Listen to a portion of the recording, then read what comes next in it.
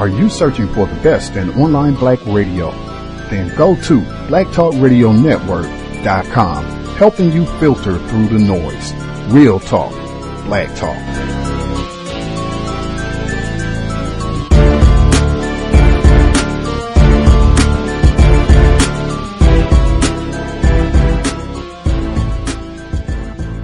The internet is full of half-truths and all-out lies. We've all seen them, and many people on social media complaining about it.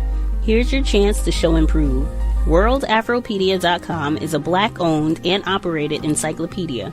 There are several thousand articles, but we need help. We can't uncover all the truth ourselves.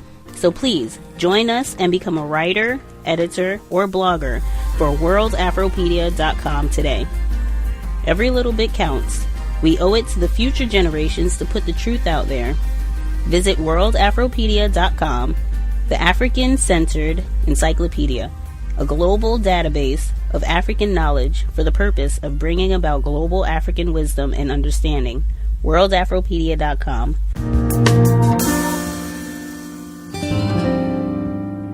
Because the way you use the words give you a frame of mind of what you think about. Just the way that language is used. Because words guide your thinking. And then the thinking will guide your actions and your speech. Once you get that word formed in your mind, then you'll start thinking about the meaning of the word or the lack of meaning of the word. And lots of words have lack of meaning.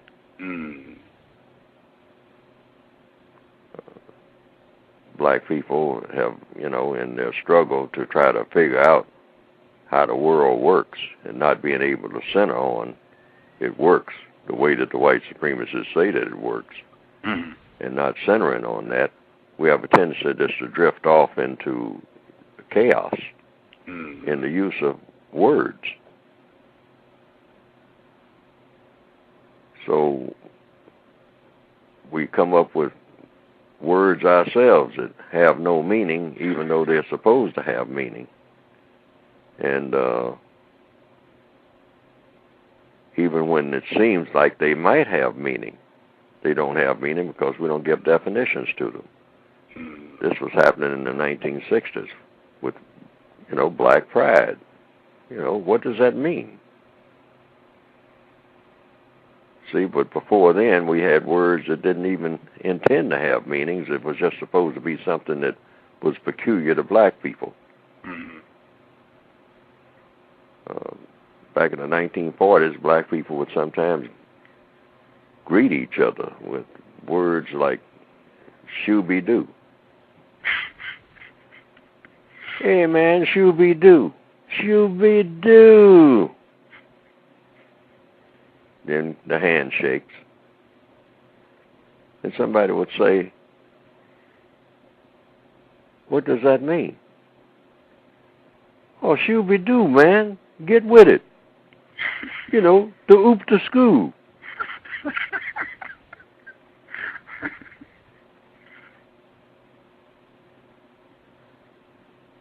Now, these are people who are supposed to be intelligent. It's not a plan for finding uranium on the moon. We're not scientific at all. Context of White Supremacy, Gus T Renegade, in for another broadcast, hopefully to share constructive information on the system of white supremacy. Today's date, Friday, October 27th, 2017. So I have been told this is our third study session on Neil Postman's Crazy Talk, Stupid Talk, How We Defeat Ourselves by the Way We Talk and What to Do about it. We are picking up this week on the chapter Role Fixation. That's where we're starting at for folks this week. If you have the book or scanned copy and you are following along, the audio segment we heard at the beginning of the clip, that was Mr. Neely Fuller Jr., his visit on the program from 2009, where he talked about the use of words, and that is a very important part of the work of being a counter-racist. And also specifically, that is a major aspect, not just of how racism is practiced, but also just paying attention to words. We have a lot of room for improvement with regards to our own communication, getting more efficient, being more effective with our use of words, but also being mindful of the way that racists use words, deception, to reinforce, strengthen white supremacy. Without further ado, we will go ahead and get started. I hope the text is giving out some useful suggestions, strategies, or just tips with regards to being mindful about how we use words and how other people, when they are talking in our presence. Again, we're picking up on the section role fixation. We're about a third of the way into the book. Our narrator, Mel, doing great work, and her partner, also a C.O.W.S listener, doing great editing. Also appreciate their hard work for the broadcast. Again, Context of White Supremacy, Neil Postman, Crazy Talk, Stupid Talk, audio segment number 1. Role fixation. How the religious faith and communication as a panacea got started is mostly a mystery to me, but I suspect it is related to the development of the true self industry, of which est, sensitivity training, and guruism are prosperous expressions. The basic assumptions of this industry is that buried beneath your fumbling and miserable exterior is a true self which, given half a chance, will shine through and delight the world. For a fee, it can be helped to do so, and you may even learn how to be your own best friend in the bargain. A related assumption is that what the rest of us observe you doing all the time is merely a form of role-playing, which can and ought to be overcome by the irrepressible authenticity of your true self. Apparently, it is possible to act like a grasping, lecherous, self-indulgent egocentric and still have a beautiful but invisible true self. This belief can be very hard on those around you, but it is, of course, awfully good for business. How your true self got these and what it is made of is not clear, at least to me. I have been told that a man named Abraham Maslow knows, or once knew, but I have found his explanations mysterious. In any case, the true self is obviously a metaphor, and, therefore, cannot be either verified or refuted. But I think that at least as reasonable as postulating a true self is to say that what we are is simply a composite of all the roles we know how to play well and comfortably. In other words, we do not have a self, but a set of interconnected selves, which we resourcefully call upon as we move from one situation to another. By interconnected, I mean to suggest that there is an obvious consistency in the way we tend to play out each of our roles, as daughter, lover, wife, mother, student, worker, friend, etc. And this is consistency to which we give the name our character, or identity. When someone says, "That's not like you," we are being told that our handling of a particular role does not match, in tone, point of view, vocabulary, etc., our handling of other roles with which our accuser is familiar. If someone wishes to call this consistency our true self, I have no objection, but it is certainly not hidden from view. It is, in fact, the most visible thing about us. Of course, one may have a particular way of handling a certain role, say as lover, which is not open to public scrutiny and which, at the same time, is drastically different from the character of one's public performance. But there is no compelling reason to think of that self as being any more true than the selves the rest of us can observe. I do not mean to imply that all selves are of equal importance or prominence. To begin with, there is a self which seems to supervise our other selves. It is the quiet voice which tells us which self to call upon, and whether or not the right selection has been made. If we cannot get along without the idea of a true self, then I nominate the supervisor self for the post. It is the self to which we attach the name our judgment, or reason. Then, too, there are certain selves that simply play a more important part in the conduct of our lives than others. But the important point is that there is no such thing as a private self. Even the selves that take form only when no one else is around presuppose the existence of a social context or semantic environment. Walter Mitty presented one self to his wife and several others to his imagination, but even in his imaginings, he put himself in a social role, that is, in relation to other people. All selves are social roles which we either play or can imagine ourselves playing, and what Walter Mitty is famous for is nothing different from what all of us do. In our imagination, we test ourselves in various roles. We practice saying this or that, and we invent replies from the people around us. Of course, if in reality we never have an opportunity to do a certain role, then it remains only a possibility, an unrealized self. All selves, then, are called into existence by social context, as George Herbert Mead taught us. There is no existence except as we exist in a situation. For all practical purposes, what we are is how we conduct ourselves in different environments, or how we can imagine conducting ourselves. Our conduct is, of course, predominantly language, and language always involves an act of prediction. Every time we say something, we are hypothesizing a certain kind of response from others. If our remark is intended to call forth a warm and gracious response, but instead produces cold rejection, our hypothesis has been refused, and we must ask, where does the trouble lie? To the extent that our language in a particular semantic environment produces consequences which we did not anticipate, we have a reason to suspect ourselves of stupid talk. In fact, stupid talk frequently comes from an inexperienced self, a self which cannot manage affairs well because it does not know enough about the situation which called it forth. But it is also a fascinating fact that some of us grow to love a certain self, i.e. a certain way of talking, to such an extent that we will use it in almost every semantic environment. This usually happens because in the situations where it is appropriate, it works for us, and works well. We feel competent in that role, and therefore confident that we can control our situation. Our hypotheses about the responses of others are confirmed. But we run into difficulty when we enter situations in which our favorite role is not appropriate. Where we hypothesize respect, we produce derision. Where we hypothesize sympathy, we produce hostility. Where we hypothesize agreement, we produce opposition. In transactional analysis, the situation is explained in the following way. Each of us has three basic roles, or selves: adult, parent, and child. Each of these roles is characterized by a certain way of talking. The adult, for example, tends to be descriptive and information-seeking. The parent, prescriptive and authoritative. The child, helpless and demanding. Our transactions with others are satisfying to the extent that the role we are playing complements the role of another. If, for example, I am playing parent to someone else's child, things ought to work out pretty well. If, however, I am playing adult to someone else's child, then there is likely to be difficulty, since I cannot supply in that role what the other demands. I think this explanation is rather too streamlined a way to express the matter, since it reduces all possible selves to only three categories. It also focuses almost exclusively on one's relationship to others, and gives insufficient attention to the purposes of situations. People may have a satisfying transaction with each other, but nonetheless fail to achieve more important ends.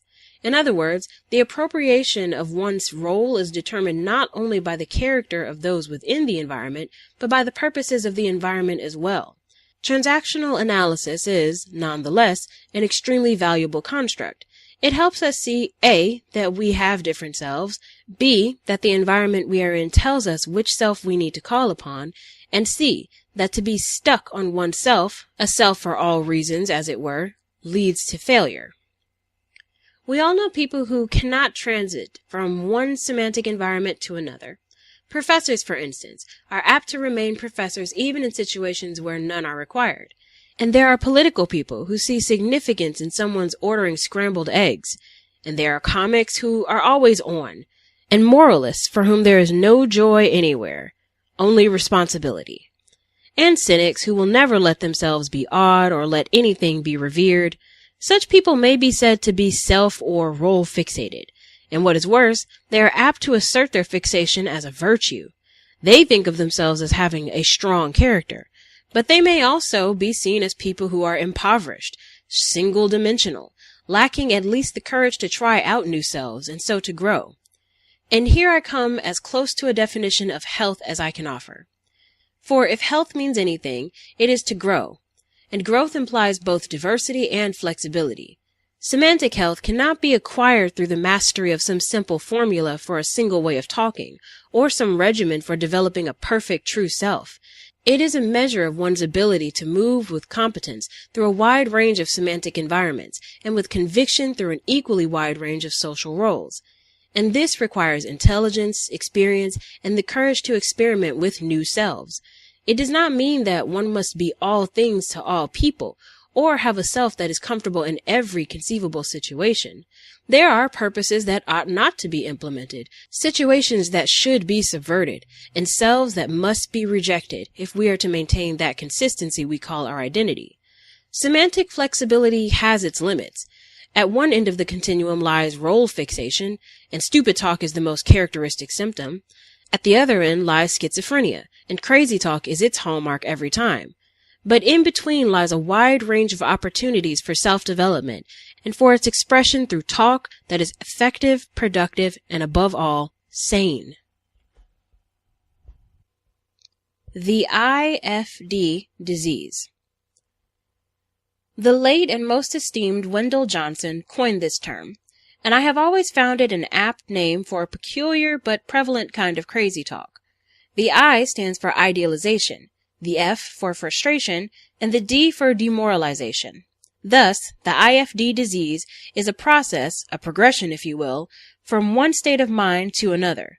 But it is a most unhappy progression, leaving you at the end in a very different place from where you expected to be.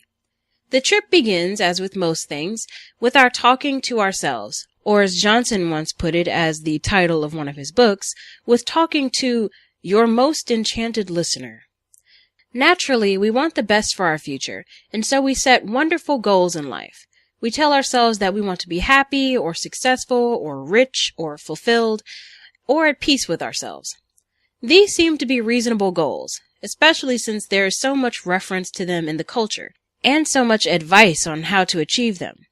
But there is frequently a lethal flaw in such words. They are easy to summon, but hard to define. In particular, they are hard to define operationally. That is, many people have no idea what situation would need to develop in life in order for them to be happy or successful, nor do they reflect on the question itself. All they know, or want to know, is that they are trying to be happy or successful or whatever. The word is an idealization, for which there are only the vaguest reference in reality, or none at all. What is happening, of course, is that such people are engaged in a dangerous search, for its object is only a word and not a situation. They begin their search full of hopes, but descend soon enough into the frustration and eventually into despair. If you do not know what it will take to make you happy or successful, then you cannot know if that is what you have achieved. Johnson and other counselors have reported on the small armies of people who have sought psychological help because they have been demoralized in their search for real success or peace or fulfillment. It is not enough that they are making a living. No, not enough that their children are healthy, not enough that they have a summer home or that their spouses are agreeable and loving people. Somehow fulfillment and true happiness have eluded them. There is something else, but they do not know what it looks like or where it is. Their words have become things which do not exist. This is, of course, a form of crazy talk, and its correction, as Johnson taught, best lies in trying to connect your language with real and specific possibilities. Happiness, in other words, is a warm onion roll with cream cheese on it. Or, if your sights are loftier, it is being able to start your car in the morning when the temperature is 8 degrees. Or, if it is not that, at least it must be something that you do or can imagine yourself doing, something specific and achievable. Unless our language is so grounded, we do not know where we have landed, or if. At the cultural level, the Ifd disease is equally prevalent. At the moment, in America, there is widespread search being undertaken for our moral fiber and our sense of conviction and resolve. I would like to join in the search, and I would do so if someone would tell me what the objects look like and how I will know when they are found. In other words, what is it that Americans must do or not do in order to claim victory over themselves? We read that Americans must restore their faith in the democratic process, which implies, of course, that we have lost it. And yet, within the past several years, one American president has declined to stand for office because of a credibility gap. An American vice president has been turned out in disgrace. Another president resigned because the press uncovered certain of his crimes. And the courts threw dozens of his associates in the slammer. Through all of this, the transfer of power has been orderly, and our present leaders are being carefully evaluated and criticized. Does this not reflect faith in the democratic process? Is this not resolution and conviction and moral fiber to boot? Perhaps not, but then what would be? I should say, finally, that in avoiding the Ifd disease, one does not have to avoid setting goals, even those that would appear difficult to achieve. What Wendell Johnson was talking about is that the language of goal setting must be of this world, or else there is no goal. Model muddles. Let us suppose you have just finished being examined by a doctor. In pronouncing his verdict, he says, somewhat accusingly, "Well, you've done a very nice case of arthritis here." You would undoubtedly think this is a strange diagnosis, or more likely, a strange doctor. People do not do arthritis. They have it or get it. And it is a little insulting for the doctor to imply that you have produced or manufactured an illness of this kind, especially since arthritis will release you from certain obligations and at the same time elicit sympathy from other people. It is also painful, so the idea that you have done arthritis to yourself suggests a kind of self-serving masochism. Now let us suppose a judge is about to pass sentence on a man convicted of robbing 3 banks. The judge advises him to go to a hospital for treatment, saying with an air of resignation, "You certainly have a bad case of criminality." On the face of it, another strange remark. People do not have criminality, they do crimes, and we are usually outraged, not saddened by their doings. At least, that is the way we are accustomed to thinking about the matter. The point I am trying to make is that such simple verbs as is or does are, in fact, powerful metaphors which express some of our most fundamental conceptions of the way things are. We believe, for example, that there are certain things that people have, and certain things that people do, and even certain things that people are. These beliefs do not necessarily reflect the structure of reality, they simply reflect a traditional way of talking about reality. In his book, Erewhon, Samuel Butler depicted a society that lives according to the metaphors of My Strange Doctor and Strange Judge. There, illness is something people do, and therefore have moral responsibility for. Criminality is something you have, and therefore is quite beyond your control. Every legal system and every moral code is based on a set of assumptions about what people are, have, or do. And I might add, any significant changes in law or morality are preceded by a reordering of how such metaphors are employed. I am not, incidentally, recommending the culture of Erewhon. I am only trying to highlight the fact that there is a certain measure of arbitrariness to our ideas. And to the degree that we are unaware of how our own ways of talking put such ideas in our heads, we are not in the fullest control of our situation. In schools, for instance, we find that tests are given to determine how smart someone is, or more precisely, how much smartness someone has. If one child scores a 138 and another a 106, the first is thought to have more smartness than the other. But this seems to me a strange conception, every bit as strange as doing arthritis or having criminality. I do not know anyone who has smartness. The people I know sometimes do smart things, as far as I can judge, and sometimes do stupid things, depending on what circumstances they are in, and how much they know about a situation, and how interested they are. Smartness, so it seems to me, is a specific performance done in a particular set of circumstances. It is not something you are or have to measurable quantities. In fact, the assumption that smartness is something you have has led to such nonsensical ideas as over and underachievers.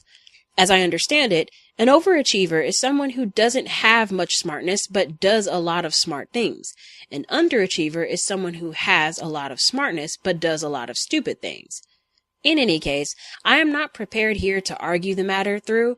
Although I have not heard of them, there may be good reasons to imagine that smartness or honesty or sensitivity are qualities that people have in measurable proportions and that exist independently of what people actually do. What I am driving at is this: all language is metaphorical, and often in the subtlest ways. In the simplest sentence, sometimes in the simplest word, we do more than merely express ourselves. We construct reality along certain lines. We make the world according to our own imagery. Consider, for example, a straightforward question such as, "Do you see the point I am trying to make?" Why see the point? And why a point? Is an idea something you can see? Is it something that converges or drives a wedge or indicates a direction? Can an idea fade from view? Can it illuminate a problem? Can someone's ideas jump around from place to place? Can they be marched straight forward? Can they be marched forward in an orderly fashion? What is an idea anyway? A point, a light bulb, a jumping bean, a regiment? Well, ideas are all of these things, and anything else we wish to make them, depending, I suppose, on how we construe the word. Depending, I suppose, on how we construe the mind. Is the mind a dark cavern which is illuminated by ideas? Is it a vessel which is filled by ideas? Or is it a muscle which may be strengthened? Or a garden to be cultivated? Or a shapeless piece of clay that may be carefully molded? Obviously, there is no answer to these questions. I raise them to make plausible the idea that language is a design for living. To talk is to imagine a world of make-believe, to hypothesize that everything is like something else. A molecule is like a billiard ball, and a billiard ball is like a planet, and a planet is like a speeding rocket, and a rocket is like a bird, and a bird is like a leaf floating in the wind. Of course, our best poets and scientists are those who have created the most vivid and enduring metaphors. The Lord is my shepherd. Life is a stage. The universe is a great clock.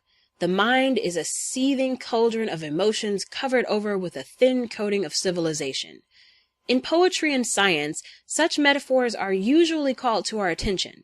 They are, in fact, forced on our awareness by being placed at the center of what we are to consider, and they may be rigorously examined. But in everyday speech situations, we are apt to be unaware of how we are using our metaphors, and therein lies a source of considerable confusion. To begin with, in discussing the difficulties that our metaphors pose, I do not have in mind anything of the sort that English teachers usually worry about. For instance, I do not believe that mixing our metaphors is a great burden on human communication. It is all right with me if William Shakespeare wants Hamlet to take arms against a sea of troubles, or if anyone else wants us to run a tight ship while on the road to freedom, as I once heard a politician say. There is, to be sure, a certain impreciseness, if not an absurdity, in the muddled image, but it is not the stuff of which serious human problems are made. Nor do I feel that the absence of vivid metaphors in our speech, or the excessive use of cliches, dead as a doornail, will generate insurmountable difficulties. These are all matters of personal style, whose worst consequence will be a certain tiresomeness. What I am talking about, as always, is a semantic environment, and in particular, the way in which a situation takes on the aspect of something else. It frequently happens, in fact all the time, that people within a particular semantic environment will construe the situation in entirely different ways. That is, each constructs a different metaphor for what is happening. For example, I have observed that some people, upon entering a bank, will conduct themselves as if they were in a cathedral. Everything about their demeanor suggests that, from their point of view, there is something holy about the place, and the transactions that occur there. It would not surprise me to know that there are people who, inside a bank, summon exactly the same emotions they call upon when attending a Sunday service. Of course, people who work in the banks are apt to construe the situation as something entirely different. Let us say, for instance, a department store. Now, if one man thinks he is in a department store and another man thinks he is in a church, their interaction will be exceedingly curious, and the former will have a heavy advantage over the latter. This is why bank executives go to such great lengths to create and maintain an atmosphere of sanctity in their banks. This is achieved through the bank's architecture, its interior design, the clothing and uniforms worn, and the language used. No one, for example, talks loudly. When people converse with tellers, they speak as if they were sharing a confidence, even making a confession of some sort.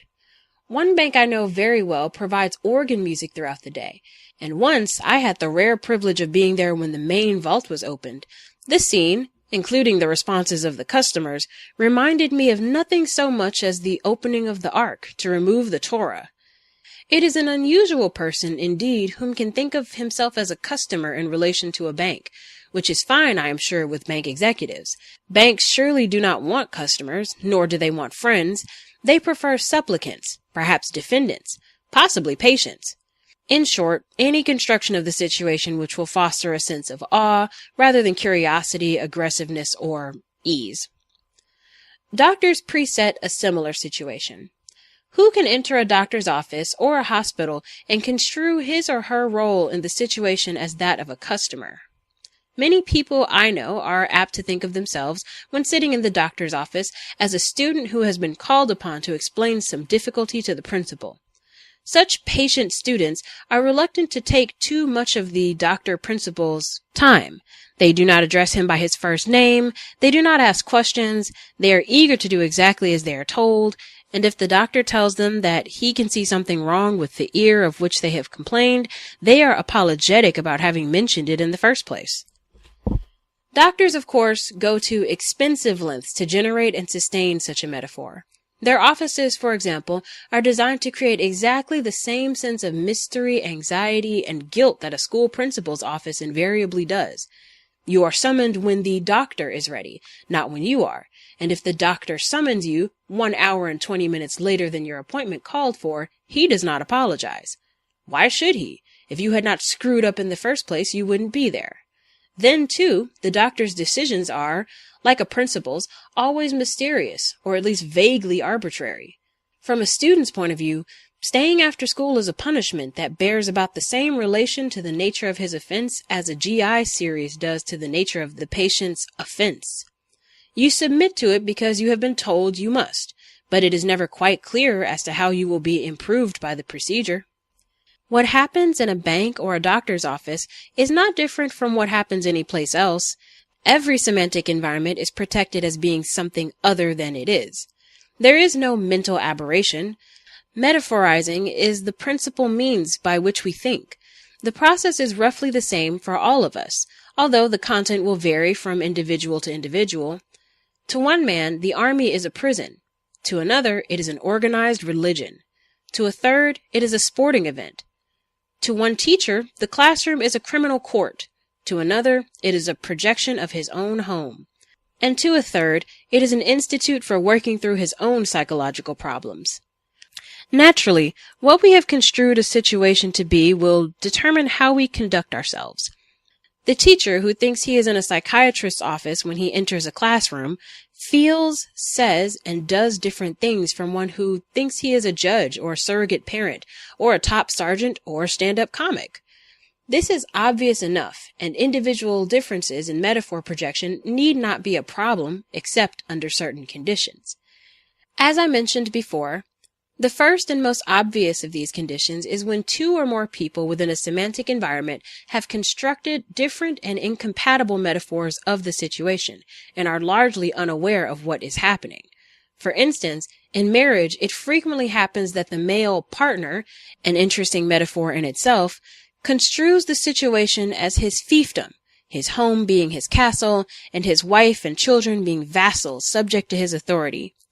There is no problem here if wife and children construe the situation in a similar way. After all, feudalism worked tolerably well for centuries.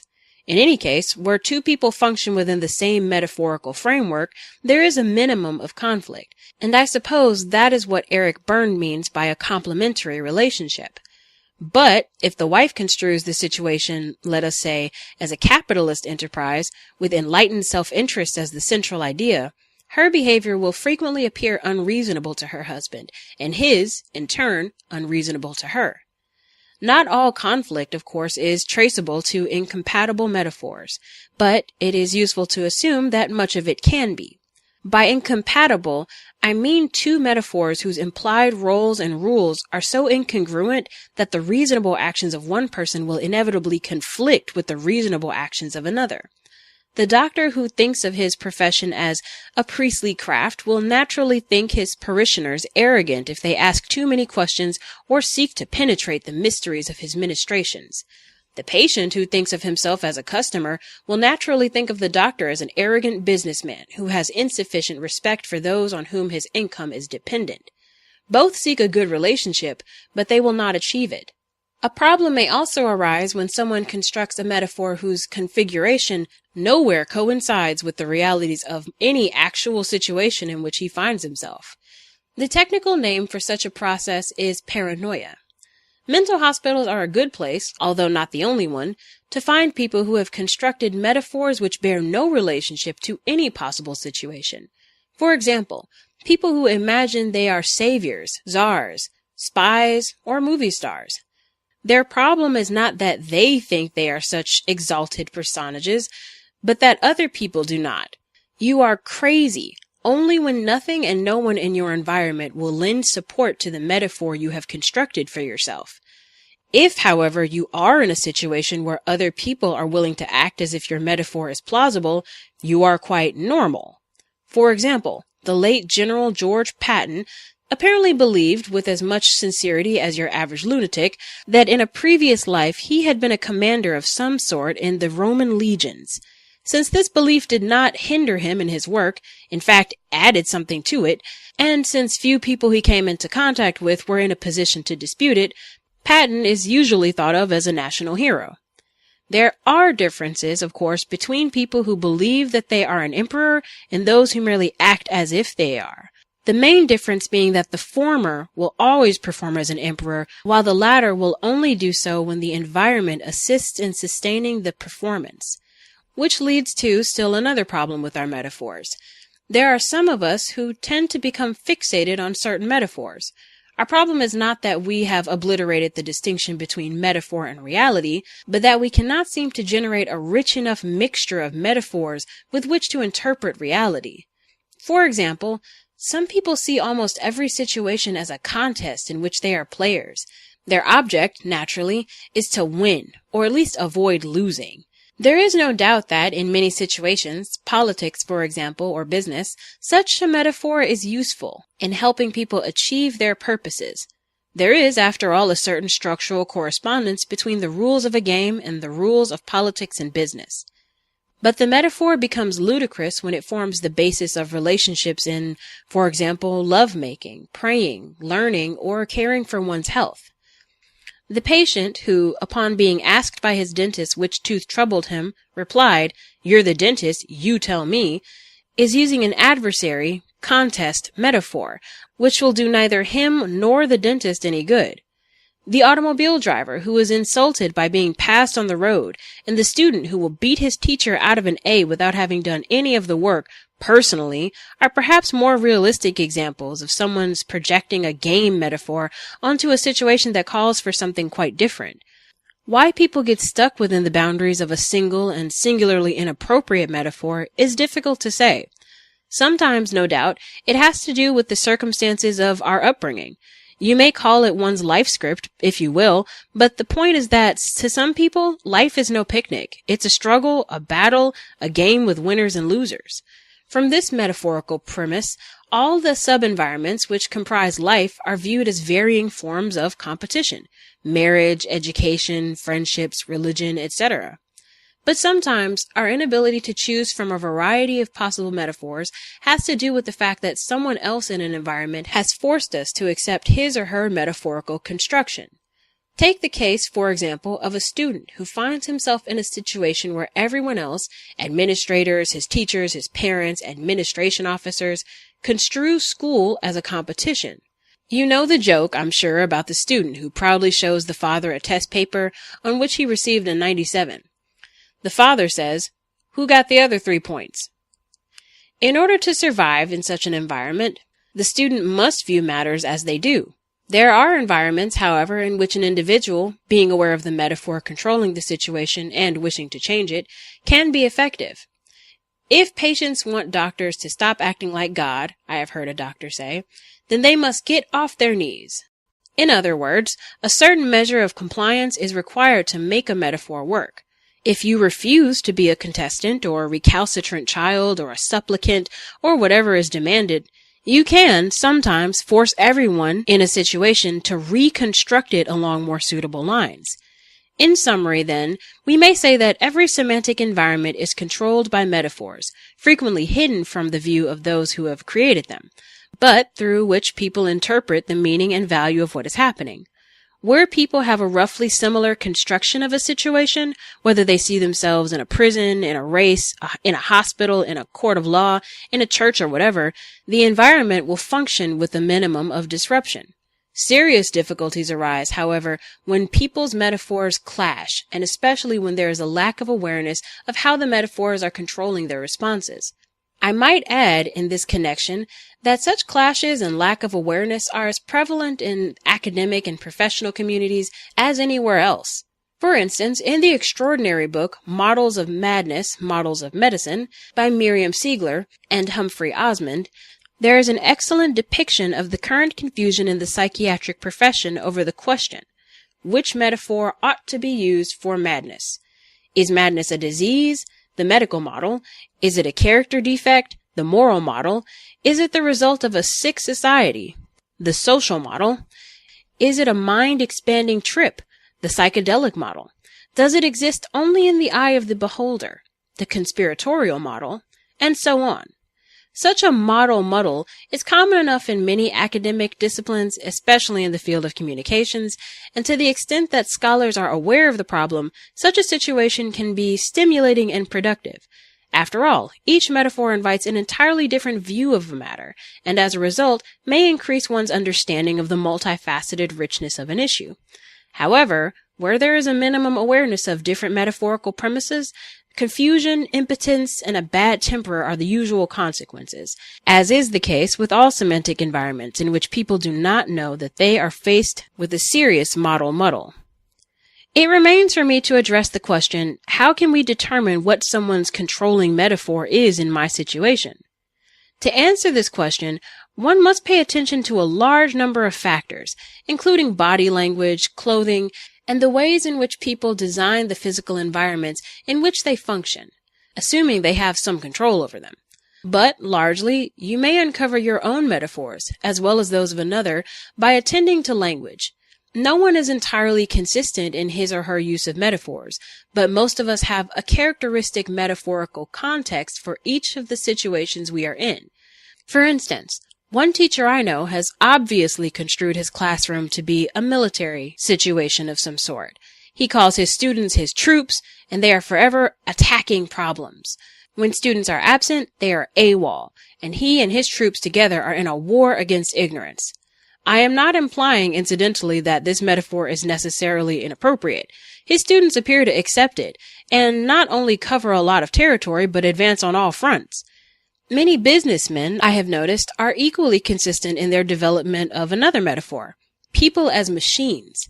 In these situations, people have outputs or organization breakdowns. Feedback is sought after, and the office gets to really humming. There has arisen considerable difficulty with this metaphor because workers, having become increasingly aware of it, do not care for some of its implications. But that is another matter. What I am saying is that by noticing patterns of speech, including our own, we may get to our best evidence as to how a situation has been construed by ourselves or anyone else. Reification. Reification means confusing words with things. In some ways, it is our most seductive source of stupid and crazy talk, since its origins are deeply embedded in the structure of language itself.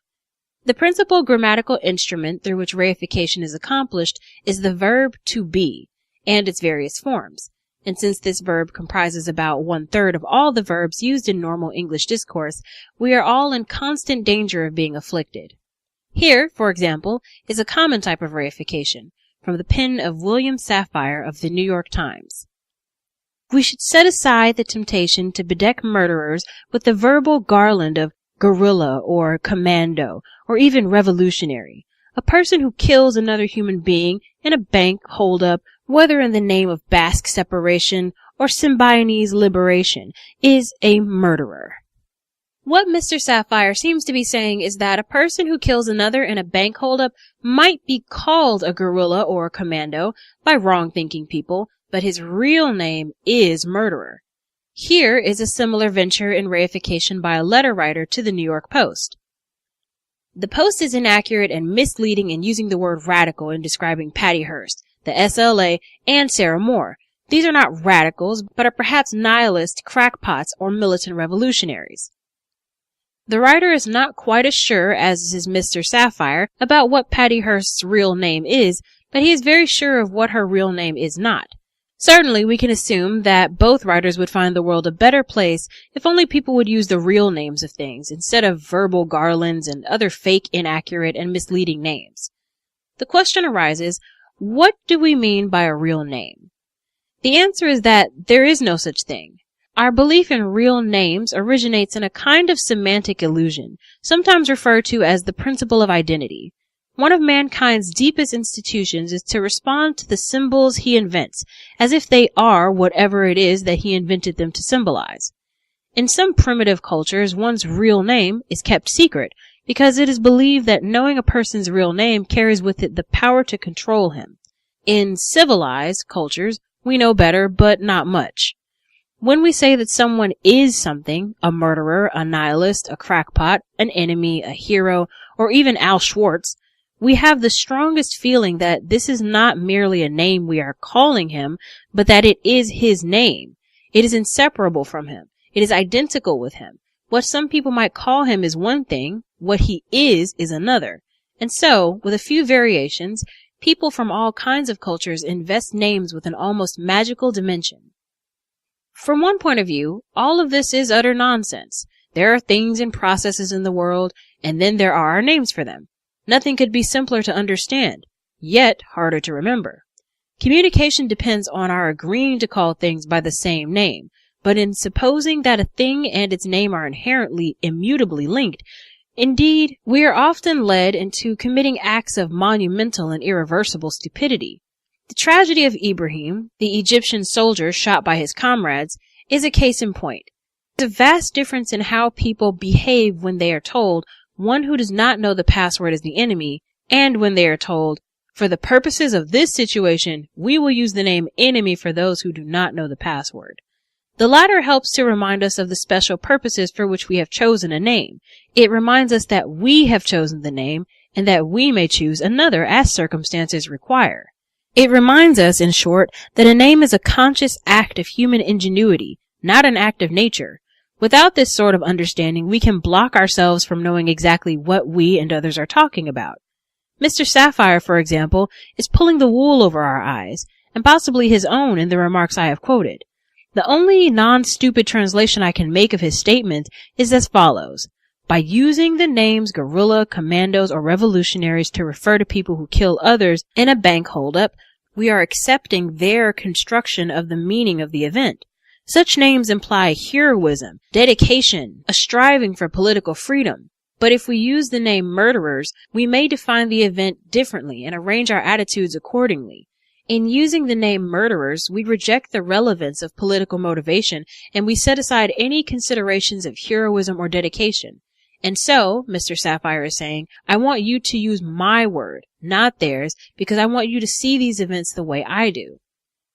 So that my own bias is clear, let me tell you that I accept Mr. Sapphire's name, murderers. But in doing so, I fully understand that I am expressing my own political and sociological constructs, and do not, for a moment, believe that murderers are what these people really are. Mr. Sapphire, however, by implying that murderers is what they really are, blurs our understanding of what he is asking us to do.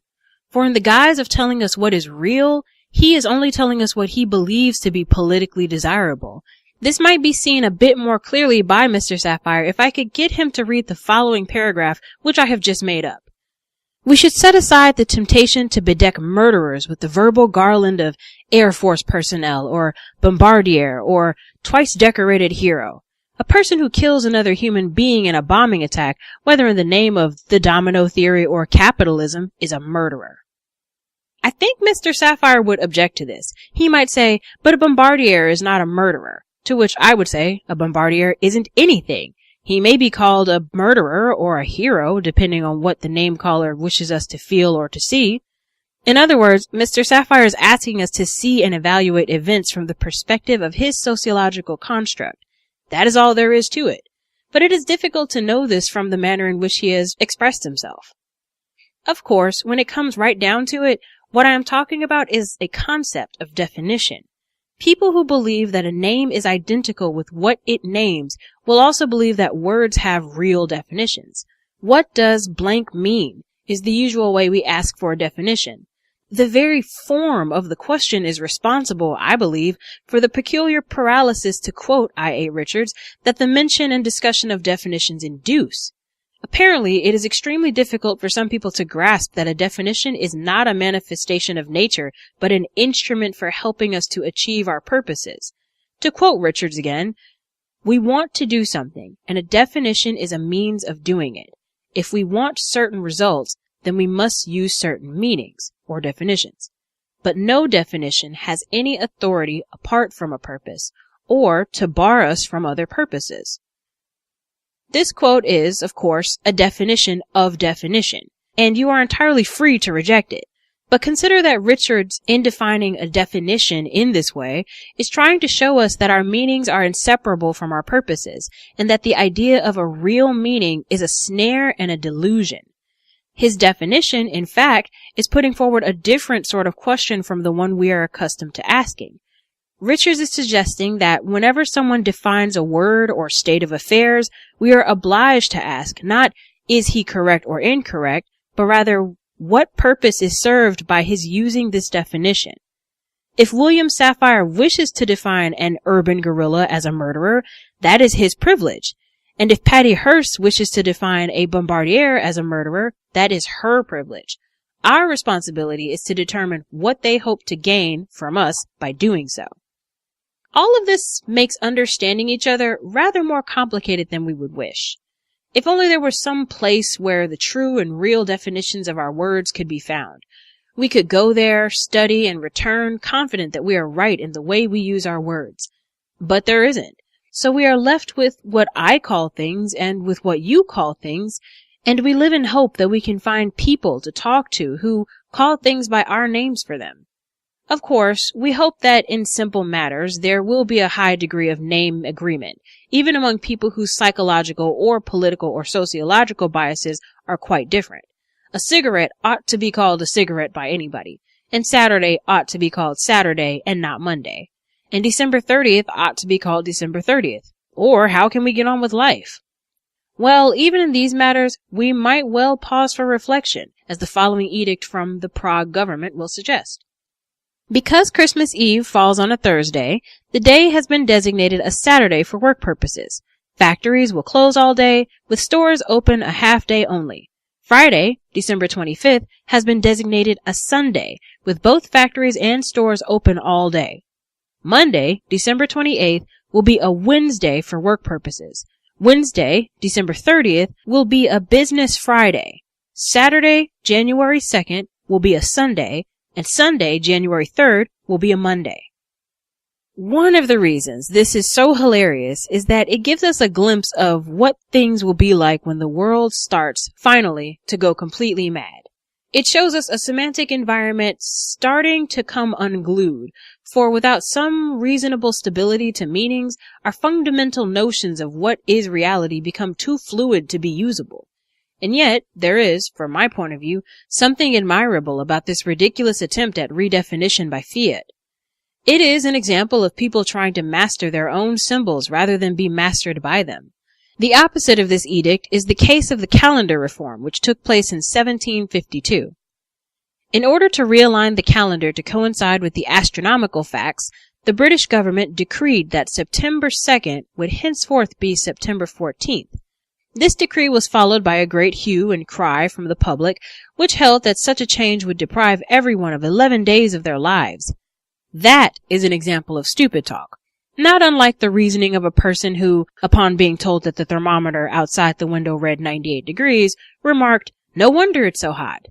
Or the person who thinks that pigs are called pigs because they are so dirty. Or the person who thinks that murderers are murderers because they are murderers. To reify words is to invest them with sacredness, and therefore to reverse the relationship that they may reasonably be assumed to have with reality. In some semantic environments, this reversal is at the core of the system. In many religions, for example, symbols are assumed to be that which they stand for. To the Jews, the name of God may not be written. To the Christians, a wafer does not symbolize the body of Christ, it is the body of Christ. To the Hindus, a cow does not represent a sacred idea, it is the idea. In the face of this, I do not speak unconditionally against reification. It well may be that it is the basis of all sacredness in life, and in some respects, the world surely does not suffer from an excess of sacredness. For where there is little sacredness, there is also very little order. But in other respects, the world does suffer from an excess of sacredness, a greater devotion to words than to the realities they refer to. People kill over words, over how things should be described. He who does not have my word is my enemy. And so, in the end, reification is a blessing and a curse. Through it, we gain a certain measure of control over the world of things. For if we have the word, we have the thing, or so we suppose. But in so supposing, we may make ourselves stupid and then crazy. Unless, of course, we know we are only supposing.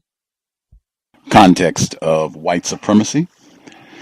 Gus T Renegade. We just wrapped up the first audio segment of Neil Postman's Crazy Talk, Stupid Talk. We will pick up Silent Questions is the next chapter. We'll pick up for audio segment number 2. If folks have comments they would like to share on the first portion of the reading, the number to dial 641-715-3640. The code 564-943 pound. Press star 61 if you would like to participate. Number again, 641-715-3640. The code 564-943 pound. Press star 6 if you would like to participate.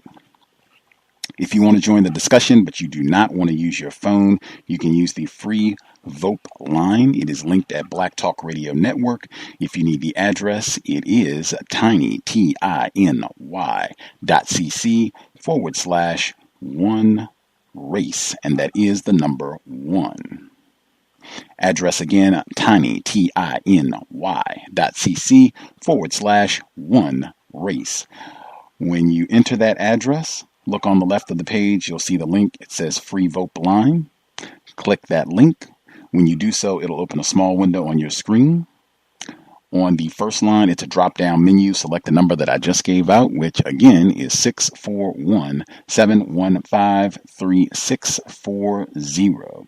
Next line, it will ask for a code. That code again is 564-943. Final line, it will ask for a name. You can use a real name, nickname. You can press random keys, whatever you're comfortable with. Once you get all that information entered, click the green button at the bottom. It will connect you to the broadcast. You should be able to hear us live. Same procedure if you would like to participate. You'll see the dial pad on your screen. Press star 61 if you would like to participate. I'll see your hand on the screen and we will get you on the line.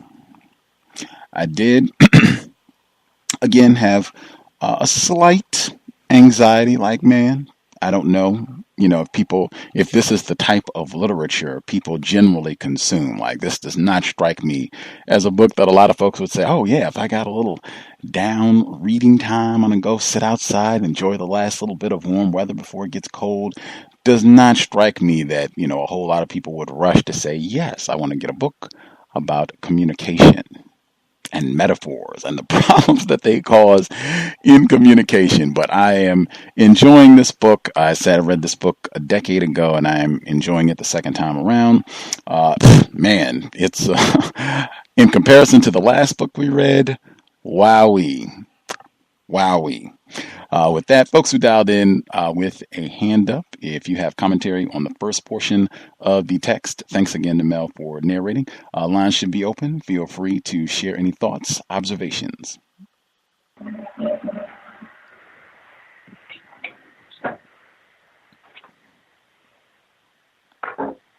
Yes, may I be heard?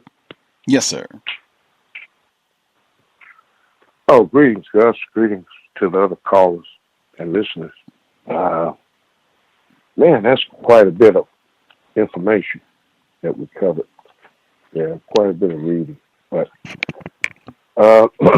what got me is the first part of the reading in the role fixation when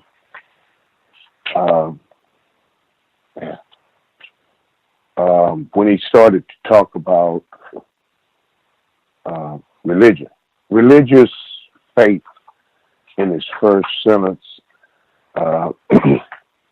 Yeah, how the religious faith and communication as Panacea got started is mostly a mystery to me, but I suspect it was related to development of the true self industry, of which as sensitivity training and guruism or prosperous expression. And then I was just wondering, why would he start, this chapter off with that sentence? And then thought about it for a little bit. And then I guess spirituality or a form of religious endeavors would cause one to think about, himself or a true self. Before you can begin to break this stuff down, I guess you would have to know who you are. And then he mentioned Maslow. I guess he was referring to the hierarchy of needs, where self-actualization would be a full realization of one's potentials or his true self. But if you know anything about that, then very few people would probably end up in that position. But then he goes on to talk about, excuse me, metaphors, and that it cannot be verified or refuted. So, if we're going to form a basis on what we're going to start talking about, you have to know who you are yourself. And I think that if I can borrow something from Dr. Naim Akbar, know thyself, that the dimension of the self represents that layer of individual personal experience that have occurred in one's lifetime, so that the learning, the pain, joys, and habits that we develop along one's personal journey becomes the content of the personal self. And the process of looking within ourselves and remembering those experiences is how they have helped us to make us the people who we are. And then he started to talk about Walter Mitty, and I was like, this book was written back in the 70s, and then who is Walter Mitty? And I guess it was a book written by this author, and they did a couple of movies on it a long time ago. Danny Kaye played in it. Then recently it was this new comedian. I can't think his name. His father's also a comedian. But in that, this guy, who is some meek, mild guy, he daydreams a lot. So he goes in and out of these different cells. He could see himself doing historical things, but in reality, he was just a mild-mannered good guy. And I guess the premises for all of that, he's trying to get us to see, you may be hoping to present a certain self to others, but others may be perceiving you different. And then on page 115, in our imaginations, we test ourselves in various roles. We practice saying this or that, and we invent replies from people around us. So, in other words, I guess what he's trying to say, all of us is kind of, doing the same thing in our minds. But is the person, the true self that you want to come out in that particular semantic environment, is that actually happening, or is something else actually being presented? Then he got on to the Ifd, which is the idealism, the frustration, and the demoralization, which is like a process. And I think that by him mentioning this guy, what was his name? The Johnson, Wendell Johnson.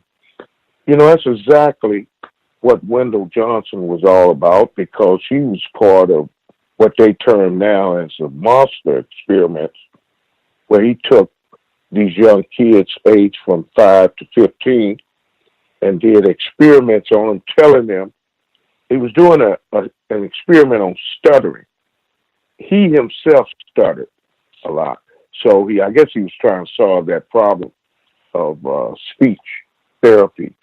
But in turn, he actually ruined these kids' lives. And he was working out of the University of Iowa, I believe, and the university was responsible for settlements of at least 6 of those kids. But, it went from, idealization, trying to do something good, to being frustrated and then being demoralized in the end, because he did do some work, I guess, but at the expense of some orphan kids that were, talk about consent.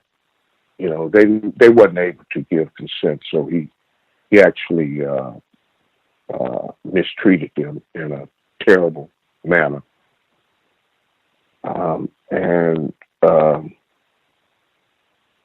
I guess we know about the Johari window, how we look at ourselves and how others look at us, and 129, he was talking about,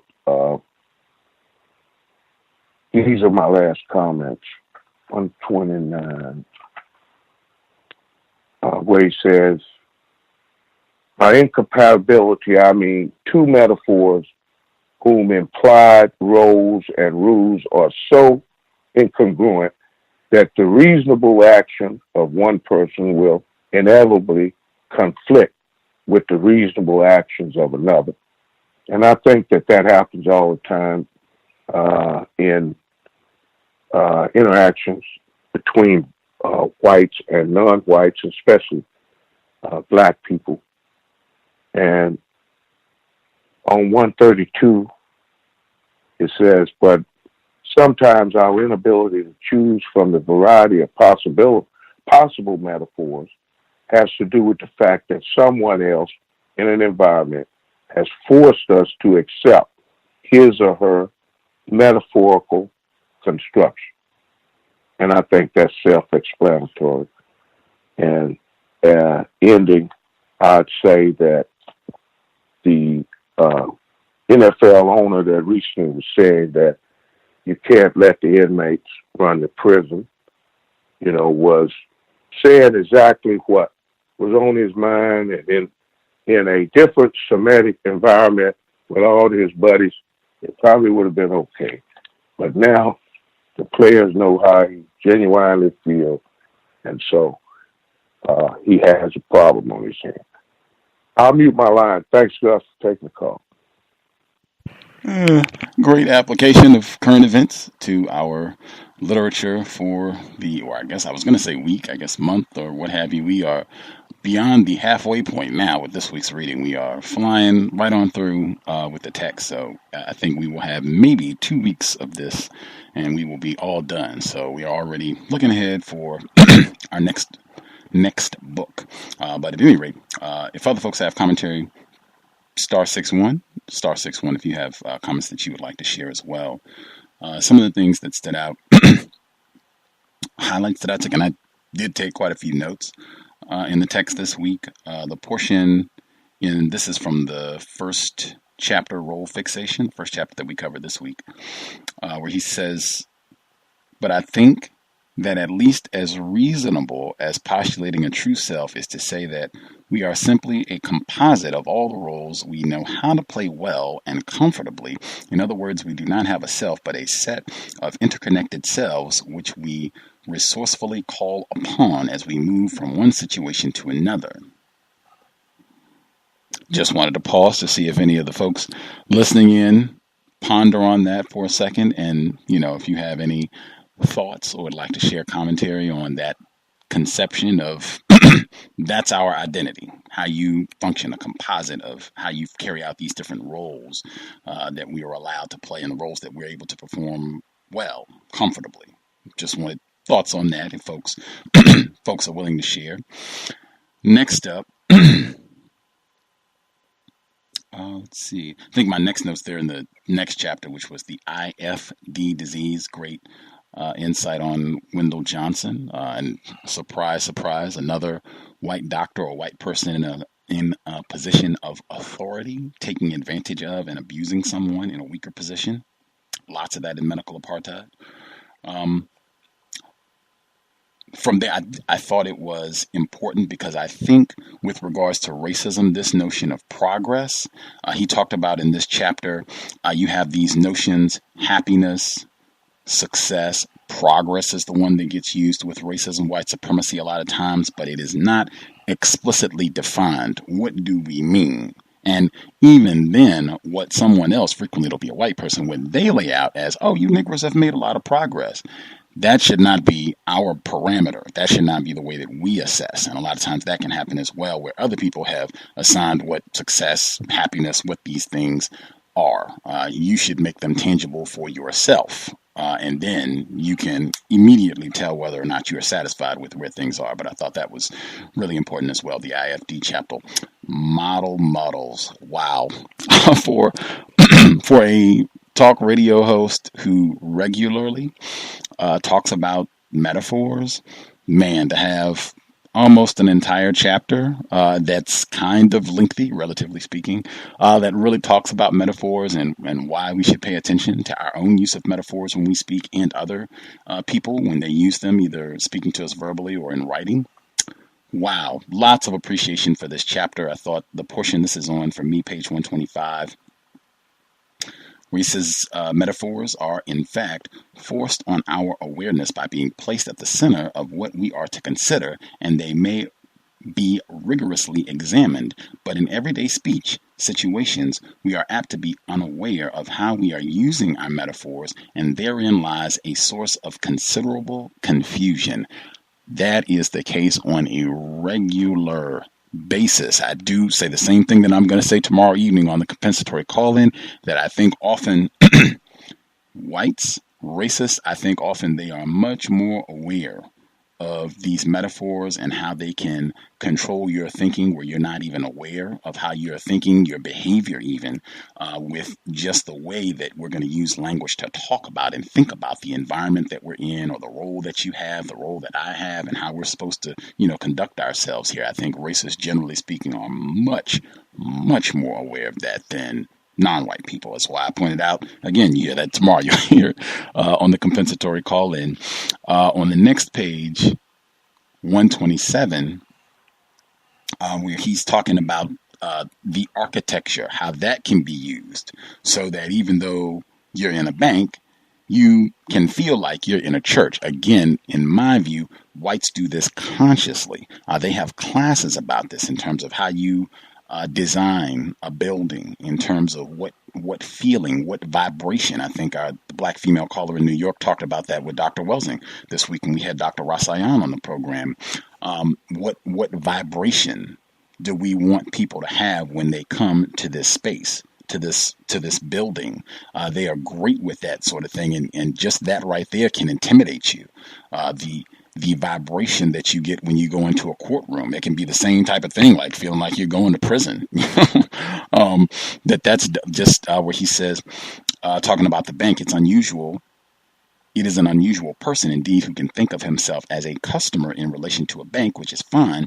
I'm sure with bank executives, banks surely do not want customers, nor do they want friends. They prefer supplicants, perhaps defendants, possibly patients. In short, any construction of the situation which will foster a sense of awe rather than curiosity, aggressiveness, or ease. And I think it's whites invariably in almost every situation, whether it's a bank, a school, a hospital, a courtroom, your house, whatever the situation happens to be, they're constantly trying to use words and get you in a position where you are functioning from a sense of awe rather than curiosity, aggressiveness, or ease that is consistent. And generally, when you're not curious, you're not asking questions. You're not processing with logic to see if what's being said even makes sense.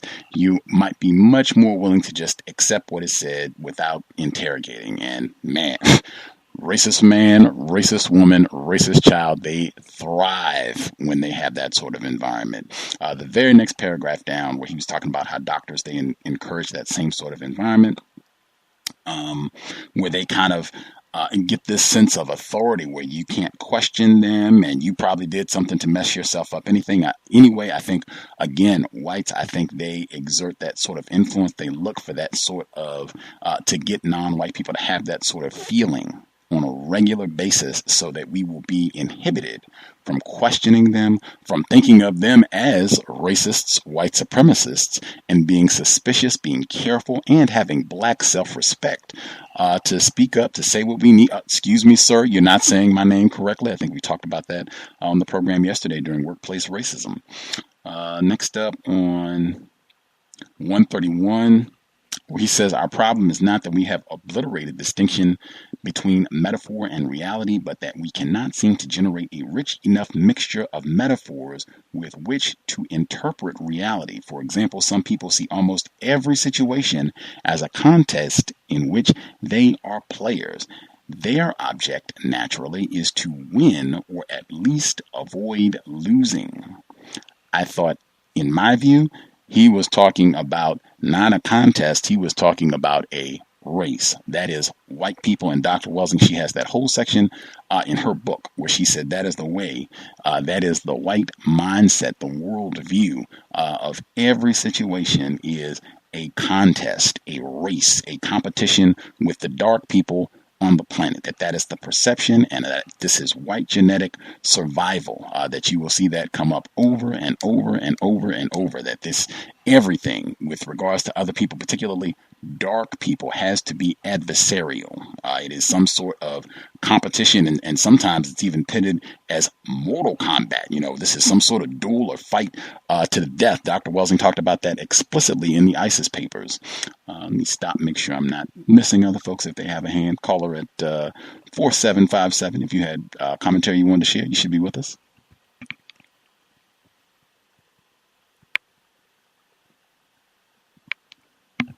Caller, last four digits, 4757. Did you have commentary? You had a hand up.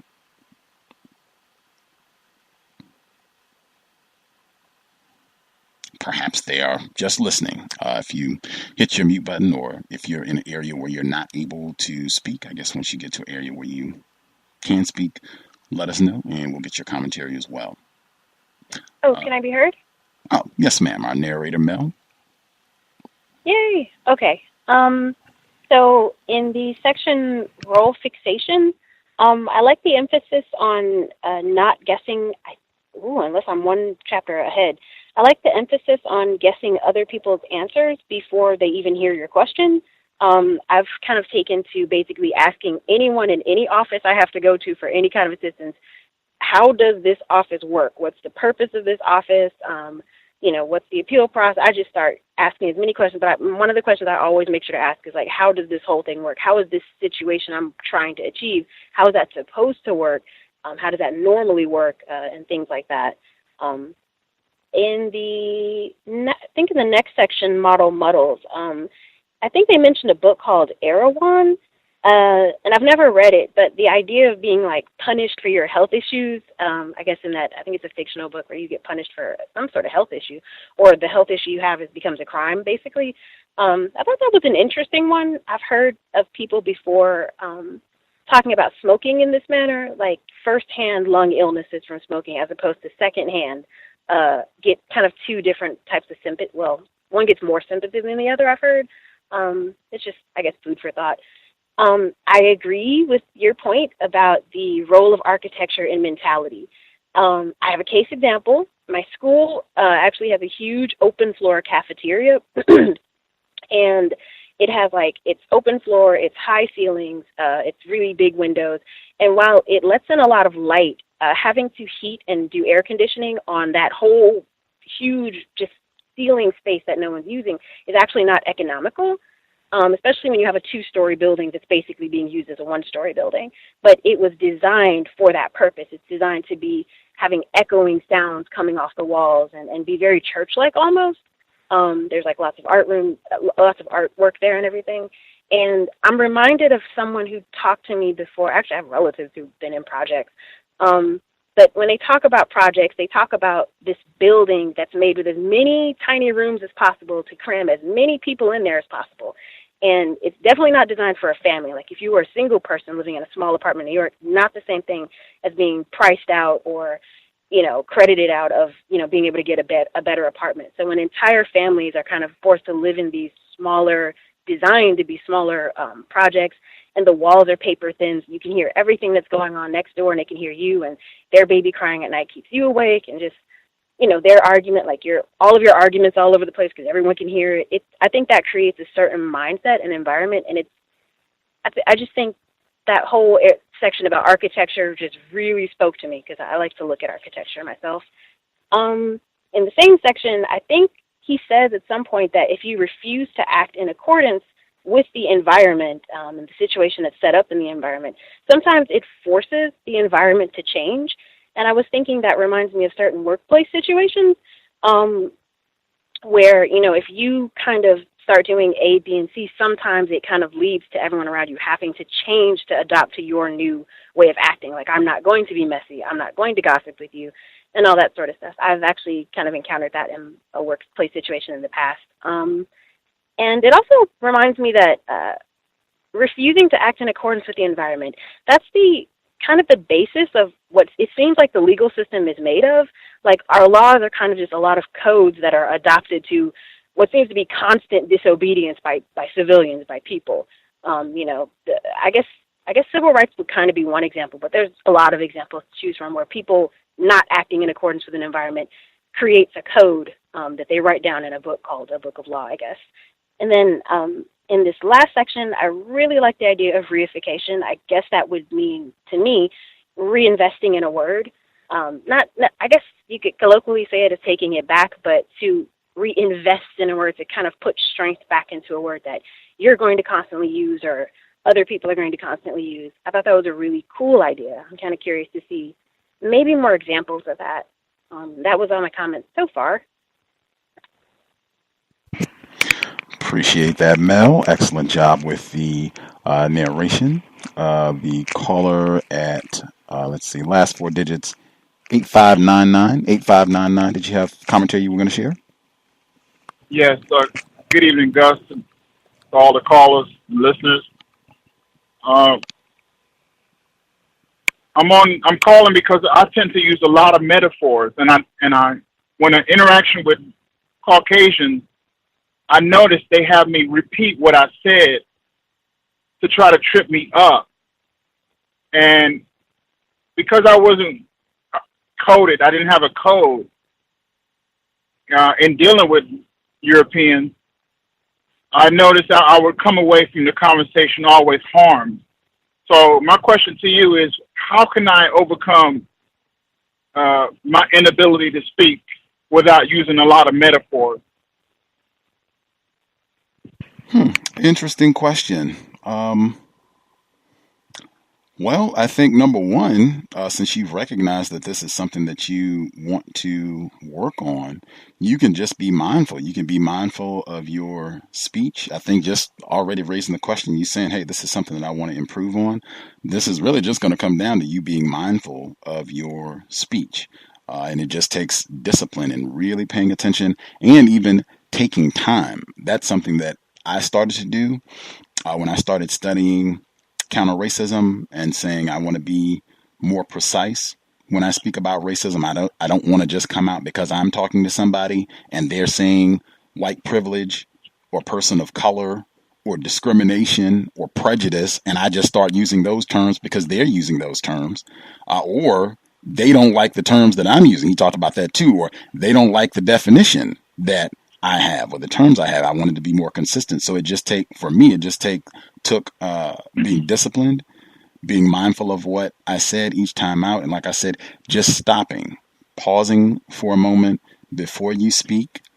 You can just take a few seconds to just kind of gather your ideas or whatever it is that you want to say. You don't have to think of every single word, but you can just kind of think out, okay, this is generally what I want to speak to or the question that I want to ask and roughly how I want to present it.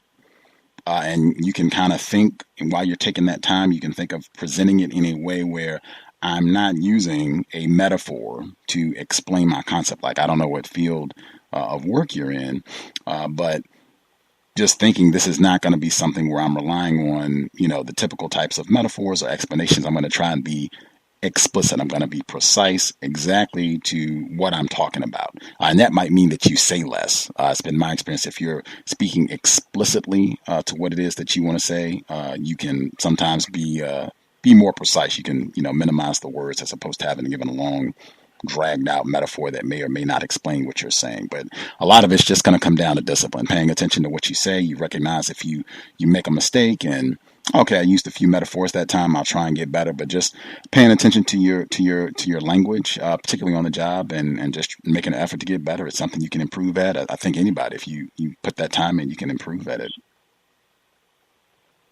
Yes. Yeah, I'm a truck driver, so I don't really interact with people that much. And when I do, it's like the basic conversations that I have with people, that you generally have with somebody. So I'm going to work on that. I'm going to call in more often, and I'm going to work on that. And I appreciate the answer, Gus.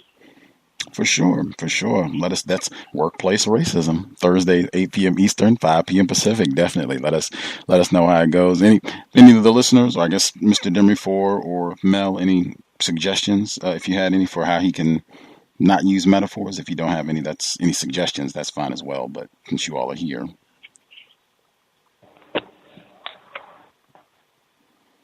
I think maybe a good solution might be to investigate why you use metaphors in the past to figure out what sort of situations or other types of figures, people or authorities, if not authorities, maybe just other people you're talking to that cause you to use the metaphors. Like, do you use them when you're nervous? Like, is it kind of a joking thing, or use them to kind of pacify others and sort of a defense mechanism? Like, I think to think about maybe why you've used them in the past would be a good start. Oh, can I be heard? Yes, sir. Yes. The only reason why I use metaphors is because I was just being myself. I didn't realize that using metaphors was so harmful to me, and as far as getting my point across to people. So, and like this show right here is really going to help me improve my ability to communicate with people. Right on.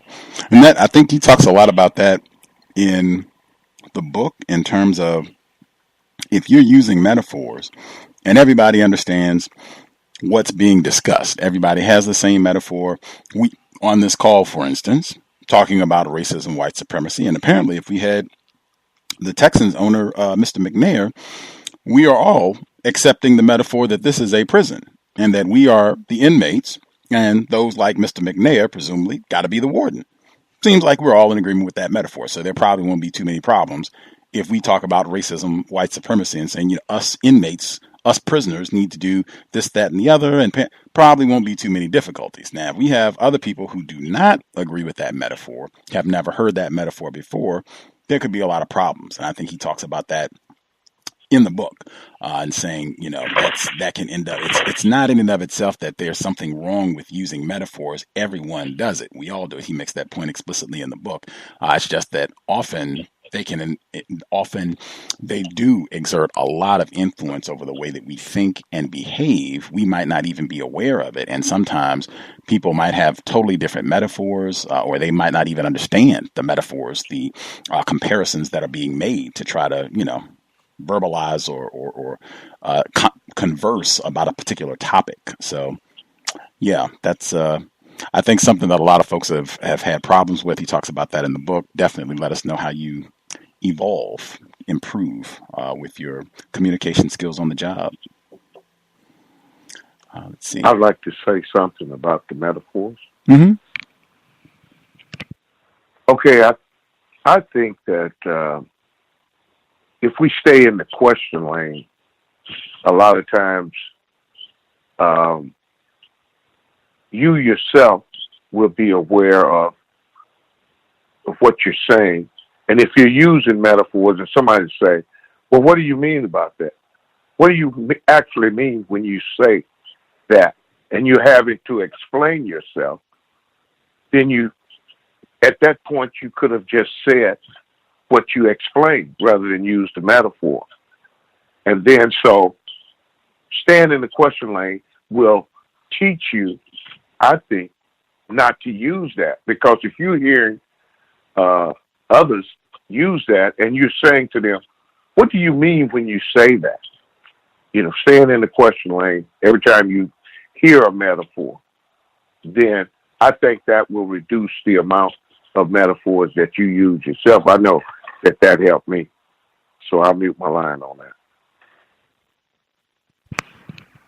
How interesting. Hadn't thought of that. That will be good practice, though. You'll be more alert. Guarantee it. You'll be much more alert, paying attention just for yourself when you talk and others. Great suggestion, Mr. Demery 4. If other folks have notes that stuck out, suggestions you want to add on the metaphor, the caller that we's trying to stop using metaphors with his white coworkers, feel free, chime in 641-715-3640 and the code 564-943#. Press star 61 if you would like to participate. I thought that was great. I'm so glad Mel got that point in about if you are in, I was thinking a workplace situation as well, that if you resist, if you stop complying with the metaphor that's being presented, they want you to act like a child, the way that things are constructed. If you resist functioning in that manner, you may force everyone to recalibrate how they are functioning, speaking, reacting, treating you in that situation. Absolutely. And that's the caller who just talked about not using metaphors anymore. We had a caller on the program yesterday who talked about having race soldiers on her job who wouldn't call her by her correct name, just refusing to comply with that. Every time that it happens, please address me by my correct name or however you handle it. But every single time you can force them to change how they're functioning in the environment. The next step, when he says, what I'm saying is that by noticing patterns of speech, including our own, we may get our best evidence as to how a situation has been construed by ourselves and anyone else. I thought that was great. Just paying attention to language. Frequently, racist lie. Mr. McNair, I think Mr. Demery 4 pointed out, the owner of the Houston Texans, he might have never said, I think of you niggers, all of you, Deshaun Watson, every single one of you. I think of you as prisoners, inmates, Willie Horton, all of you, O.J. Simpson. And I'm the warden. That's how I think of this here thing. That's how we're running the Houston Texans. He may have never said that, but the metaphor shows us a lot about how you construe this situation. And you, right on. Appreciate it. Thank you, Mr. McNair. Continuing. This was the chapter on reification, which I thought also had a lot of important concepts because frequently the terms and definitions that are being reified, they reinforce, support racism, white supremacy. And in fact, racists, I said this, I think last week and maybe the week before, racists, they understand the power of words, definitions, that if you're controlling definitions and terms, you have huge influence over how people think and behave. When these terms, we act like these terms and or definitions are sacred and can't be changed. There's some essential.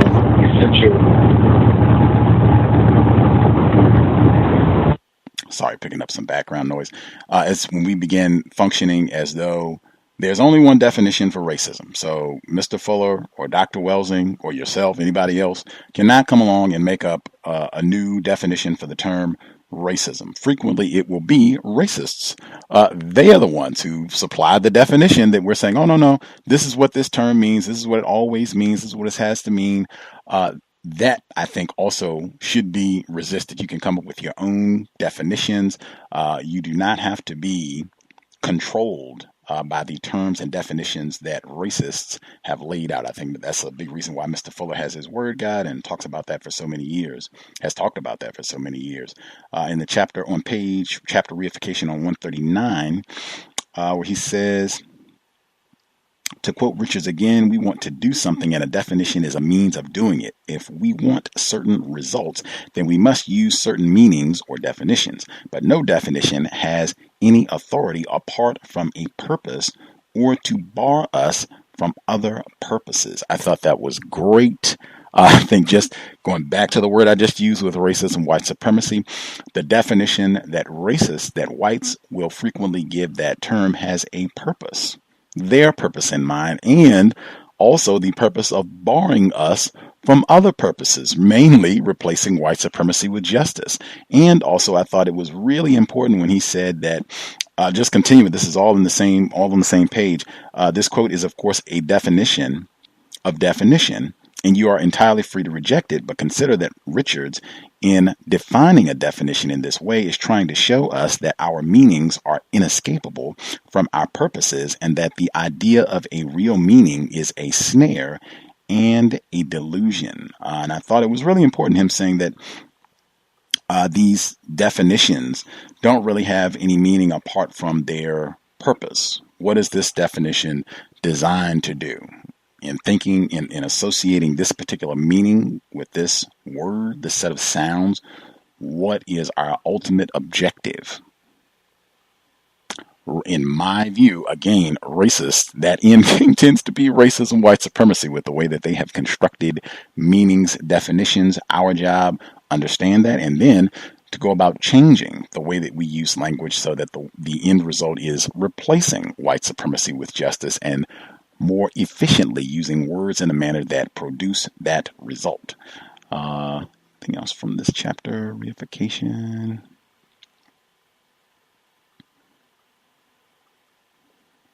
Yeah, I also thought it was really important as well, just the idea that, and I think Mr. Fuller talks about this as well, that these words and sounds, I think that's why he encourages people to not say, well, what does this word mean? He'll say, what do you mean when you use the term capitalism, or any term that is causing confusion that you want to get clarity about, understanding that there's not an essential definition for that particular term, but people have different meanings, words change, just understanding that. I think Mr. Postman would appreciate that aspect as well. Anything else stand out? Folks have comments that they want to share about any of the other portions of the text, or folks satisfied?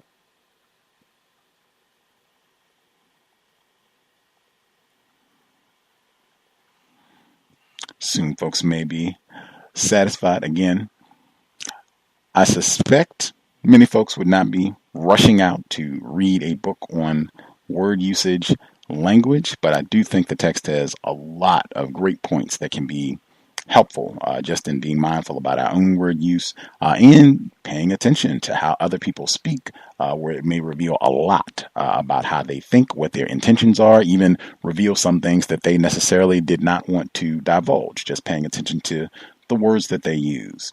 If other folks don't have anything that they would like to share, we'll go ahead and get to the second audio segment. This one is not quite as long. Once that's wrapped up, if folks have any additional comments that they want to share on either section, feel free. If you had additional notes on the first segment that we covered and you just didn't get an opportunity to share, write your comment down, make a little note so that you don't forget. We should have time to share once the second audio segment concludes. But without delay, we'll go ahead and start the second audio segment. Context of White Supremacy. Again, this is Neil Postman's Crazy Talk, Stupid Talk. Outstanding text in my opinion, and we're picking up on the chapter Silent Questions. Audio segment number 2. Silent Questions. I cannot vouch for this story, but I have been told that once upon a time, in a village in what is now Lithuania, there arose a most unusual problem. A curious disease afflicted many of the townspeople. It was mostly fatal, although not always, and its onset was signaled by the victims lapsing into a death-like coma. Medical science not being quite as advanced as it is now, there was no definite way of knowing if the victim was actually dead when it appeared seemly to bury him. As a result, the townspeople feared that several of their relatives had already been buried alive, and that a similar fate might await them, a terrifying prospect, and not only in Lithuania. How to overcome this uncertainty was their dilemma. One group of people suggested that the coffins be well stocked with water and food, and that a small air vent be drilled into them, just in case one of the dead happened to be alive. This was expensive to do, but seemed more than worth the trouble. A second group, however, came up with an inexpensive and more efficient idea. Each coffin would have a 12-inch stake affixed to the inside of the coffin, exactly at the level of the heart. Then, when the coffin closed, all uncertainty would cease. There is no record as to which solution was chosen, but for my purposes, whichever it was is irrelevant. What is mostly important here is that the two different solutions were generated by two different questions.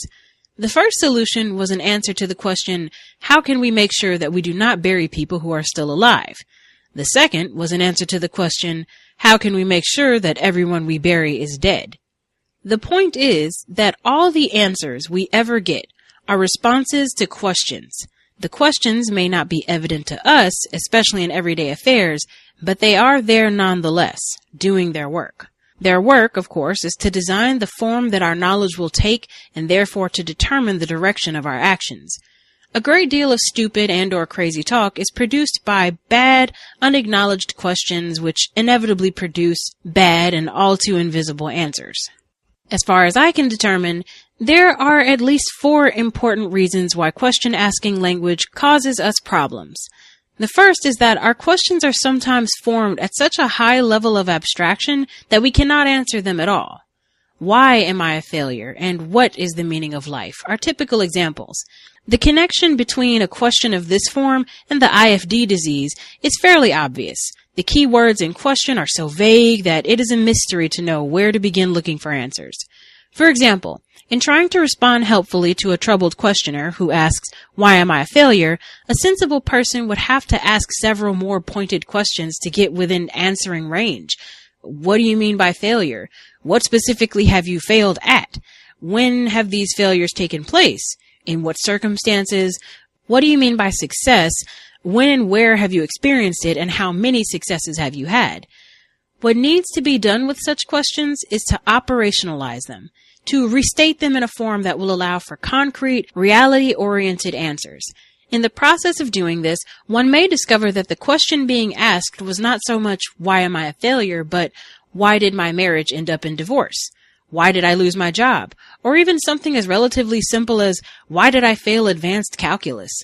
I do not say that questions about one's dead marriage or lost job are easy ones, only that they are more approachable than loose-ended questions that imply one's nature is marred by some non-definable affliction called failure. It is characteristic of the talk of troubled people that they will resist bringing their questions down to a level of answerability. If fanaticism is falling in love with an irrefutable answer, then a neurosis is falling in love with an unanswerable question. Why are people always trying to cheat me? Or when will the break start to come my way? Is the sort of question that can be treacherously endearing. As it stands, there is no answer to it, and perhaps that is why some people choose to ask it, and ask it repeatedly. It is, in fact, not so much a question as a kind of assertion that the responsibility for one's life lies entirely outside oneself.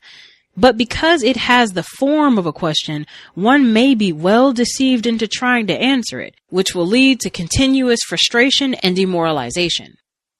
Of course, questions of this type are not confined to one's personal relationship to the cosmos, but are also used, unfortunately, as an instrument for discovering facts, and they produce the same unsatisfying results. Who is the best president that America has ever had is the sort of commonplace, completely unanswerable question, which results in no knowledge at all. The conversation between stupid talk and sensible talk usually goes something like this. Stupid talk. Who's the best president we ever had? Sensible talk. What do you mean by best? Stupid talk. What do you mean by what do I mean? Best means the best, the most excellent, tops. Sensible talk. Tops in what respect? Most votes, least criticized, most well-read, richest? Stupid talk. What do those things have to do with it? I mean the best all around. Sensible talk. Using what criteria for which aspects of his performance? Stupid talk. Why are you making this so complicated? You mean to tell me you don't know what the best means? Sensible talk. Right. Stupid talk. Jeez. Now it is possible I am being unfair to stupid talk here, in that he may have asked the question only in order to get some diversion at a rather dull party. If that was his intention, then you should reverse the names of the characters in my scene. Sensible talk is simply being obnoxious or has misunderstood the purpose of the semantic environment he is in.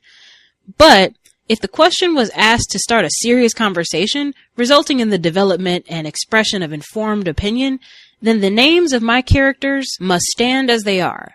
The question, as originally posed, will not produce a discussable answer.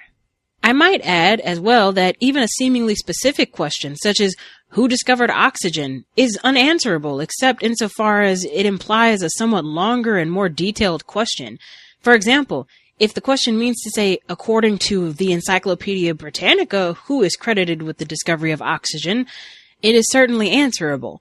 But that is really quite a different question from who discovered oxygen. And the difference, I would insist, is not mere semantics. I have not verified it, but my guess is that textbooks in the Soviet Union did not credit Joseph Priestley and Carl Wilhelm Scheele with discovering oxygen, and may not even credit Lavoisier with coining the word. I do not say they are right and we are wrong, but in such matters as who did what and when, there are always lively and even legitimate disputes. And if you do not take into account in your question the source of the knowledge you are seeking, there is bound to be trouble. The first problem, then, in question-asking language may be stated this way. The type of words used in a question will determine the type of words used in the answer. In particular, question words that are vague, subjective, and not rooted in any verifiable reality will produce their own kind in the answer. A second problem arises from certain structural characteristics or grammatical properties of sentences. For example, many questions seem almost naturally to imply either-or alternatives. Is that good, as against bad? Is she smart, as against dumb? Is he rich, as against poor? And so on. The English language is heavily biased toward either-orness, which is to say that it encourages us to talk about the world in polarities. We are inclined to think of things in terms of their singular opposites, rather than as a part of a continuum of multiple alternatives. Black makes us think of white, rich of poor, smart of dumb, fast of slow, and so on. Naturally, when questions are put in either-or terms, they will tend to call forth an either-or answer. This is bad, she is dumb, he's poor, etc. There are many situations in which such an emphatic answer is all that is necessary, since the question is merely seeking some handy label to get a fix on someone, so to speak. But, surprisingly and unfortunately, this form of question is also used in situations where one would expect a more serious and comprehensive approach to a subject. For instance, in Edwin Newman's popular book, Strictly Speaking, he asks in the subtitle, "Will America be the death of English?" The form of the question demands either a yes or a no for its answer.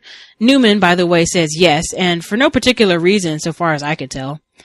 Had the question been phrased, to what extent will English be harmed, impoverished, diminished, etc., by Americans, you would have had a very boring subtitle, but in my opinion, a much more serious book, or at least the possibility of one. Questions which ask to what extent or in what manner invite a more detailed, qualified look at problems than questions which ask, is it this or that? The latter divide the universe into two possibilities. The former allows one to consider the multiple possibilities inherent in a problem. Is America an imperial power? Have we kept our faith in democracy? Are our taxes too high? These are some questions which insinuate that a position must be taken. They do not ask that thought be given. A similar structural problem in our questions is that we are apt to use singular forms instead of plural ones. What is the cause of? What is the reason for? What is the result of? As with either or questions, the form of these questions limits our search for answers and therefore impoverishes our perceptions. We are not looking for causes, reasons, or results, but for the cause, the reason, and the result. The idea of multiple causality is certainly not unfamiliar, and yet the form in which we habitually ask some of our most important questions tends to discourage our thinking about it. What is the reason we don't get along? What is the cause of your overeating? What will be the effect of school integration? What is the problem that we face? I do not say that a question of this sort rules out the possibility of our widening our inquiries, but to the extent that we allow the form of such questions to go unchallenged, we are in danger of producing shallow and unnecessarily restricted answers. This is equally true of the third source of problems in question-asking language, namely, the assumptions that underlie it. Unless we are paying very close attention, we can be led into accepting as fact the most precarious and even preposterous ideas. Perhaps the two most famous assumption-riddled questions are, have you stopped beating your wife? And, how many angels can dance on the head of a pin? But in almost every question, there lurks at least one assumption which may slip by if we are not accustomed to looking for it. By an assumption, I mean a belief that is not subject to scrutiny because it is so deeply embedded in the question that we are hardly even aware of its presence. Consider, for instance, such questions as these, which I have recently heard discussed on television. Why is America losing its moral direction? When will we achieve equality of opportunity? How does the white power structure operate? The first question assumes there is such a thing as a moral direction, that a country can have one, that America once did, and of course that we are presently losing it. I do not say that these assumptions are untenable, but each one of them is surely worth inquiring into before proceeding to the question. In fact, once you start discussing these assumptions, you may never get back to the original question, and may even find it has disappeared to everyone's relief. The second question assumes that there is such a thing as equality of opportunity, that it is, in some sense, achievable by society, that it is worth achieving, and that some effort is being made to achieve it. All extremely arguable assumptions, in my opinion. I have, for example, long suspected that the phrase equality of opportunity is kind of a semantic fiction, not unlike the legal term a reasonable and prudent man. That is to say, one is free to give it almost any meaning that suits one's purposes in a given situation. In any case, I should want the term carefully defined before listening to a discussion of when it will be achieved. The third question, of course, assumes the existence of a white power structure, as well as mechanisms through which it operates. Given the rather bumbling, haphazard ways of American business and government, I am inclined to be at least suspicious of this assumption, although I would like to hear it defended. The point is that if you proceed to answer questions without reviewing the assumptions implicit in them, you may end up in Never Never Land without quite knowing how you got there. My favorite invitation to Never Never Land, incidentally, was extended to me by a young woman who asked, "Why do you think the extraterrestrials are coming in such large numbers to Earth?" You might expect that a person who would ask such a question also would have an answer to it, which was, you will be happy to know, to help Earth people develop an effective world organization. The fourth source of difficulty in question-asking language is that two people in the same semantic environment may ask different questions about a situation, but without knowing it. For example, in a classroom, the teacher may be asking himself, how can I get the students to learn this? But it is almost certain that the students are asking, how can I get a good grade in this course? Naturally, two different questions will generate two different approaches to the situation, and may be the source of great frustration for everyone concerned. There are many situations where it is well understood that different roles are required to ask different questions, and this, in itself, is not necessarily a source of trouble. In business transactions, for instance, buyers and sellers are always asking different questions. That is inherent in their situations. I have never heard of a buyer, for example, who has asked himself, how can I make sure this man makes the largest possible profit from this sale? The reason, incidentally, that used car salesmen have such low credibility is that they are inclined to pretend that they are asking the same question as the potential car buyer, namely, how can I get this car at the lowest possible price? Since the buyer knows that the dealer cannot possibly be interested in this question, he is rightfully suspicious. But in situations where it is assumed that different people will be asking roughly the same question, and they are not, we are faced with problems that are sometimes hard to discern. I have recently heard of a situation where a family vacation was marred because, without their knowing it, wife and husband were seeking answers to two different questions. The wife was asking, how can we have a good time? The husband was asking, how can we get through this without spending too much money? Two administrators who were trying to avoid bankruptcy provide another example. The first was asking, how can we cut our staff? The second, how can we increase our income? Naturally, their solutions moved in different directions. Finally, a pregnant woman and her obstetrician. The woman is asking, how can I have my baby safely and with no unnecessary pain? The doctor is asking, how can this baby get born in time for me to have a full 2-week vacation? I do not say that different questions are always incompatible in such situations, but they do have considerable potential for confusion if we are ignorant of their existence. Bypassing.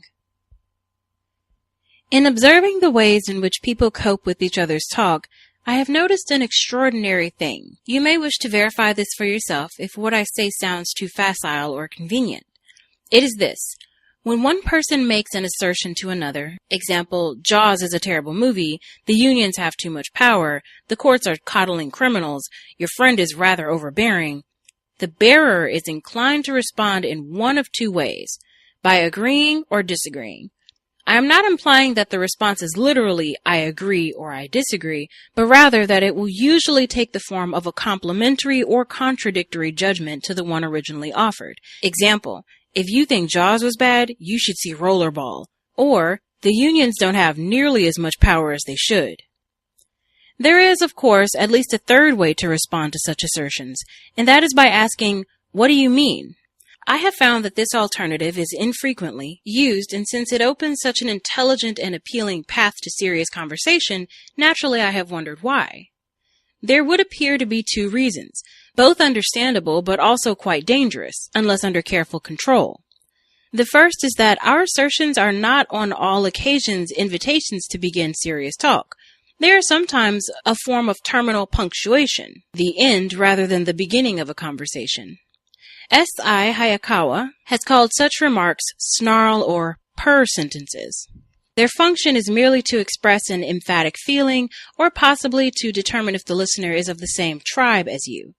An astute listener will usually know when such assertions are serving that function and may wish to use the moment to get his own licks in, on the one hand, or to assure the speaker that their political or social or aesthetic sensibilities are roughly the same, on the other.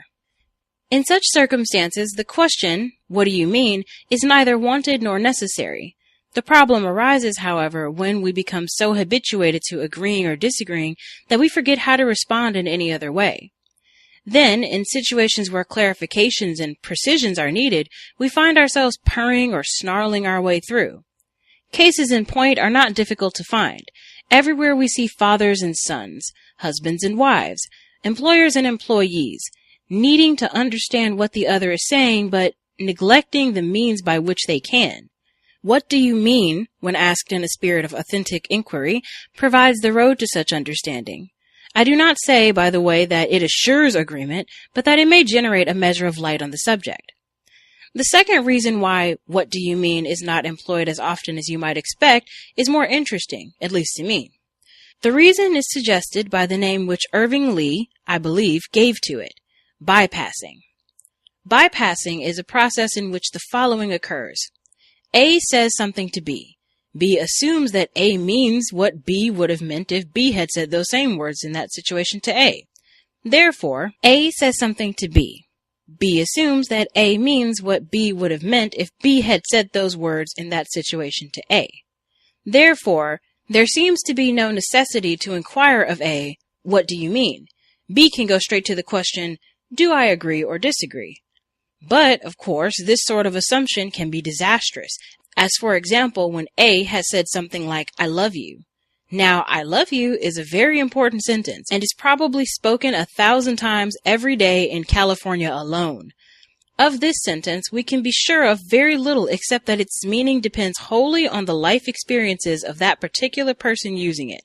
Thus, to assume that someone means by "I love you" what you would mean if you had said it to him or her is one of the more important pieces of stupidity around. What do I suggest? Surely not to ask, exactly what do you mean by that, when it's "I love you" time in some exotic or erotic setting. But since the consequences of such a sentence are fairly significant, it is not too much to suggest that at some point B will need to reflect on what A's meanings might be, as distinct from what B's meanings are. The search for what a person means by "I love you" will take you, of course, beyond words. It requires that you make observations on how a person behaves, not of what he or she says, since everyone says more or less the same things, but lovers are notoriously inept at making such observations. They frequently cannot see, through the haze of a few "I love yous," that the other is acting strangely or selfishly or even contemptibly. I suppose such observations are best made by relatives and friends, though their insights are rarely appreciated. It sometimes takes years before you realize that what someone meant by "I love you" or "I give you my word" or "I believe in total freedom" was not quite what you would have meant had you said those words. But in a sense, bypassing is a natural form of stupidity. It occurs, I believe, because all communication depends, to some extent, on projection. In order to make any sense at all of what people are saying, we must assume that they are using words roughly in the same way we do. We put other people in our own skin, so to speak, and therefore, to some extent, all our conversations are dialogues with ourselves, creations of our own imagination. We are apt to become aware of our projections only when someone's behavior is starkly different from what his words have led us to expect. A man who says, "I love you, darling," and then gives you a crack across the face and a kick in the shins, is teaching you that talking to yourself has its limitations. Bypassing also occurs because of another natural form of stupidity. Since communication depends on assumption of shared, predictable meanings, we are easily led to the belief that words themselves have meanings, and fixed ones at that. But if there is anything certain in the whole field of human talk, it is that words do not have meanings. People do. And because people are different and perceive their purposes in different ways, the meanings they assign to words are not only not fixed, but have wide variability. For this reason, when one is trying to clarify a communication problem, there is no more stupid question than, "What does this word mean?" What you need to know is what a particular person means by that word in that situation. In 1896, for example, the 9 men on the U.S. Supreme Court said that separate but equal facilities for blacks and whites are constitutional. In 1896, for example, the 9 men on the U.S. Supreme Court said that separate but equal facilities for blacks and whites are constitutional. In 1954, a different 9 men said, in effect, that separate and equal are opposites. To quote Earl Warren, "Separate but equal is inherently unequal." It is rather pointless to ask, of course, what do separate and equal really mean? In the first place, who would know? The New York Times? Your 9th grade English teacher? Webster's Third? The best they could do is to tell you how a word has tended to be used, but they cannot tell you how it will be used, or even more important, how it was used in some particular situation. In the second place, what we require knowledge of is not the word, but the word user, and the circumstances and reasoning which generate the meaning he gave to it. And so, we have here a sort of paradox. On one hand, we must naturally assume that others are using words to mean what we would, and that such meanings have some stability. But on the other hand, we must remember that this is only an assumption, that at any given moment a coin of the realm may not be worth quite what we imagined, and naturally our purposes will be short-changed. Self-reflexiveness. It is 7 in the morning. The husband comes into the kitchen. He sits down and says, "Good morning." His wife says the same. Then she places some bacon and eggs before him. He starts to eat. Husband: "The bacon is a little crisp this morning." Wife: "What?" Husband: "The bacon, it's way too crisp." Wife: "I always make it that way." Husband: "Not this way. It's too crisp, almost burnt." Wife: "Well, why don't you make it yourself? Then you can have it the way you want." Husband: "Really? Why don't you go to work? Then you can have the money you want." Wife: "You don't call what I do work. If you paid me for what I do, you'd know it was work." Husband: "Pay you? For what? What the hell do you do?" Wife: "More than you. I don't have time for 2-hour lunches." Husband: "And I don't have time to watch The Gathering Dust all day." Let's leave them for a moment. Take a fast trot around the block and come back 2 minutes later. Husband: "And further, I don't want your mother coming here every day." And further, I don't want your mother coming here every other day. Wife: "My mother? What about your brother?" Let's leave them all together now, but not what they have been doing. For this kind of talking is a perfect illustration of the self-reflexive nature of language, which is, and always will be, a source of considerable volumes of stupid talk. What self-reflexiveness means, as described in detail by Alfred Korzybski, is that using language is something like being in a mirrored room. No matter where you look, you will see yourself looking at a mirror. But you will also see yourself looking at a mirror which shows you looking at a mirror. And you will also see yourself looking at a mirror which shows you looking at a mirror which shows you looking at a mirror, and so on. The mirrors encase you, so to speak, in a closed system within which you get only reflections of reflections. Language can be thought of as a reflection of reality. We try to say things that correspond to the processes and things outside of our skins. For example, this bacon is too crisp. But once we say something about reality, our listeners begin to be encased in that mirror effect. Listeners must now respond not only to the reality our remarks refer to, but to our remarks as well. They may not like, for example, our tone or point of view or form of address, and so they say something which refers in part to reality, example, the condition of the bacon, and in part to our language about reality, example, our tone. Now it is our turn. We say something about what they said about what we said. They go.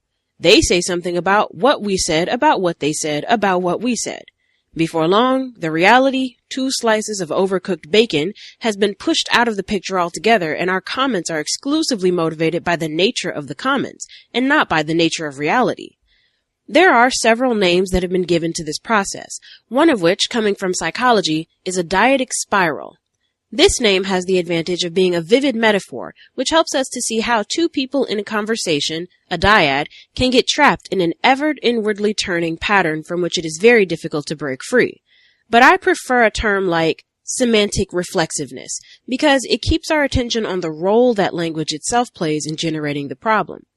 One may argue, of course, that in the small scene I have constructed, there is no problem, that both husband and wife are simply ventilating some feelings that have been on their minds for quite a while, and that they will be better off for doing so. You may have gathered by now that I am not a strong believer in the ventilation theory of human communication, but ever if I were, I would still insist that a problem of some significance has arisen in my domestic scene.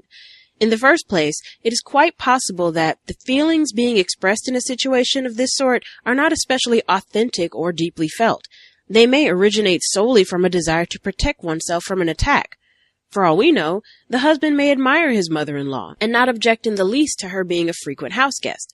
His wife may know perfectly well that her husband works quite hard and may harbor no resentment about his 2-hour business lunches.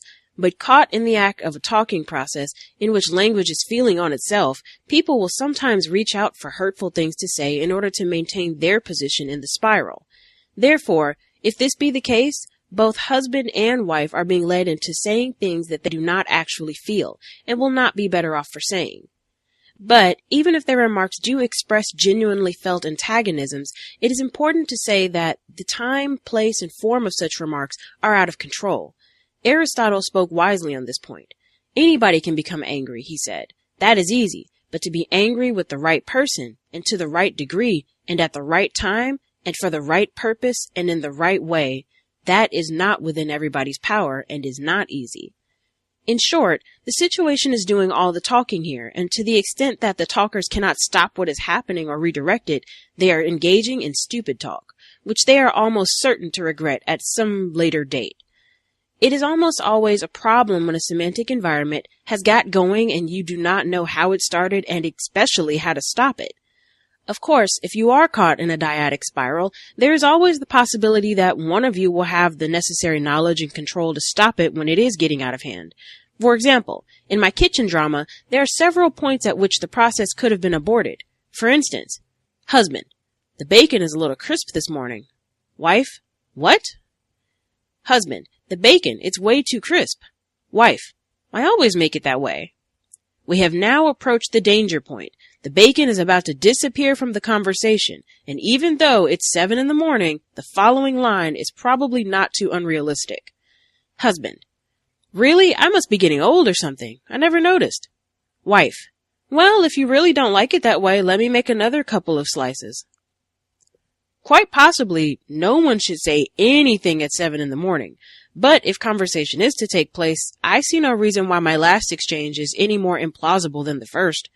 Moreover, even if the conversation has gotten as far as, and further, I don't want your mother coming here every other day, it is still quite possible to stop the torment with something like, what on earth are we talking about? Look, if the bacon is too crisp, I'll make a couple of more pieces.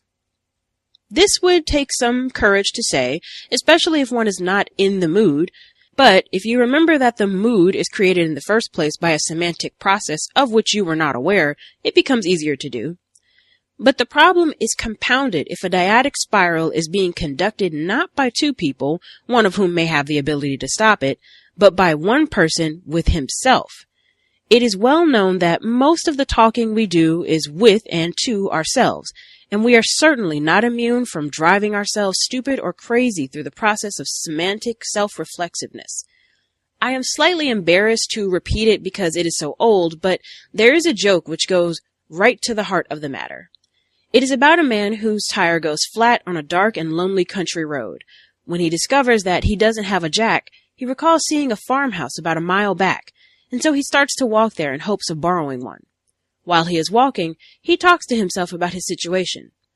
Wow, I am really stranded here. The guy will probably want a few dollars to lend me his jack. Why should he do it for nothing? Everybody wants to make a few bucks. A few bucks? If I don't get the jack, I'll never get out of here. He'll realize that and probably want $15, maybe $25. $25. This guy has really got me by the old cashews. He'll ask $50 for sure, maybe $100. Well, he goes on this way until he reaches the farmhouse. He knocks at the door. An elderly farmer answers and with a cheerful smile asks, "Is there something I can do for you, young man?" Do? For me? Do for me? Says the man. I'll tell you what you can do. You can take your goddamn jack and shove it. And off he goes. The joke, by the way, demonstrates 2 points at the same time. The first is how self-reflexiveness works, how we say things and then respond to what we said, and then to what we said about what we said about what we said, etc. When the process is not under control, we can move very far from the reality which started us talking in the first place. The second point is a demonstration of what Robert Merton has called a self-fulfilling prophecy. A self-fulfilling prophecy is a frequent consequence of self-reflexiveness, taking the form of our making a prediction which comes true because we have made the prediction. If, as in this case, you predict that you will not be lent a jack in a spirit of gracious cooperation, you prepare yourself for the confrontation in such a way that you guarantee the jack will not be lent in a spirit of gracious cooperation. Your prediction is transformed into a fact, which then becomes reality. The self-fulfilling prophecy is at the core of what is usually meant by stereotyping or prejudice. I happen to think, incidentally, that these words have had an underserved bad press. They have generally been discussed in a one-sided, entirely unfavorable way. Stereotyping and prejudging are perfectly sensible, indeed necessary, methods of predicting what is in store for us. When we go into a situation, we naturally prepare for it by categorizing, generalizing, and prophesizing. To tell people to avoid doing this is to tell them to be stupid. When you go to see a dean, a doctor, or a deacon, you arrive with expectations. The more experience you have had with such people, the more detailed and comprehensive are your expectations. This is what we mean by knowledge and experience. The problem with stereotyping and prejudging is to avoid using them as self-fulfilling prophecies. If your expectations are too firmly fixed, you may not be able to see anything but your expectations. Moreover, you may well behave in such a way as to ensure that your expectations will not be fulfilled. Thus, you deprive yourself of the ability to see new and unexpected facts. Instead of enlarging your experience and knowledge, you contract them. Suppose, for example, I am applying for a job. I will, naturally, collect all the information I can get about the situation, including the opinions of others, in order to predict what I will be asked, how I will be asked it, and what I will be told. This involves prejudgment and stereotyping. If I know that my prospective employer is roughly my own age and comes from the same background, I will plan certain strategies that would seem inappropriate if I knew him to be twice my age and from a completely different social class. So far, so good. The problem starts when I have come across an individual who, though he is my age and even from my neighborhood, acts as if he were much older and came from Sioux Falls. Of course, there is nothing whatever wrong with this. He is what he is. But I have already constructed a different picture of him in my imagination, and the question is, will I maintain my picture or will I make a new one to fit the facts? The great problem with most stereotypes and prejudice is not that there is no truth in them, but that there is just enough so that we may not see what is false. The dark side of prejudging and stereotyping is that they encourage us to hold on to pictures, and therefore to act as if they were up to date. This is the mirror effect I referred to earlier. It is one thing, and quite inevitable, to see events through a window of our assumptions and expectations. It is quite another when the window is a mirror, which only sends back those images we have projected onto it. Thus, self-reflexiveness, stereotyping, prejudging, and even self-fulfilling prophecies are semantic processes by which we try to order and control our world. They form an essential part of what Adalbert Ames called our assumptive world. We talk to ourselves about how we talk because this is our way of evaluating what we have said about reality. We classify events, people, and things because this is our way of finding patterns and reducing the world to manageable dimensions. We generate expectations because this is our way of preparing ourselves for what will happen to us. But our world becomes disorganized, unpredictable, and mystifying when we are not aware of exactly what we are doing and how we are doing it. To be unaware, for example, that one's anger can be generated more by one's own talk about an event than by the event itself means that the talk, not the talker, is the master. To assign more reality to a category of things than to a thing itself is to risk missing the variety and richness of experience. And to act as if one's predictions were established facts is to force oneself into a mold which may have no applicability to the situation one is actually in. And that will wrap the second audio segment, Context of White Supremacy, Neil Postman, Crazy Talk, Stupid Talk. We will pick up there. This is the chapter Propaganda. That's what we'll pick up at for next week. And I think we have 2 sessions left. We are a little bit over the halfway point of the text. So 2 and done. Already looking at the next book. I think we are finally, after all these years, I think it took us 5 years. We had Dr. Rasai on the program in 2012, and he mentioned the book, The Wisdom of Psychopaths. We had talked about it and talked about it and talked about it. We were going to read it. We were going to read it. We were going to read it. And somehow we never got around to it. I think we can go ahead and make that correction. Wisdom of Psychopaths. That will be our next book. Already have the audio book. So that would be not next week, but actually 3 weeks, because we have 2 sessions left. So that would be 3 weeks down the road. We should be starting The Wisdom of Psychopaths. And I think that should be it's a newer book, so it shouldn't be too difficult to locate. But neither here nor there. The book we are still on, Neil Postman, Crazy Talk, Stupid Talk. If folks have commentary they would like to share, the number to dial, 641-715-3640, the code 564943#. Press star 6 if you would like to participate. Folks who dialed in, if you have commentary you want to share on second portion of the book, or if you have comments that you did not get to share from the first portion of the audio, if you have a hand up, line should be open. Feel free to chime in.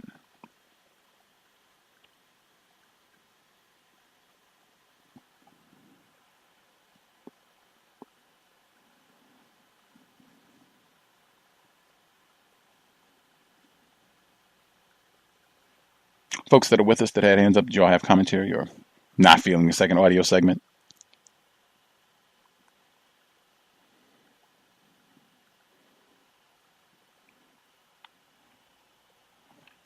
All righty, we'll give folks a second. I do see, okay.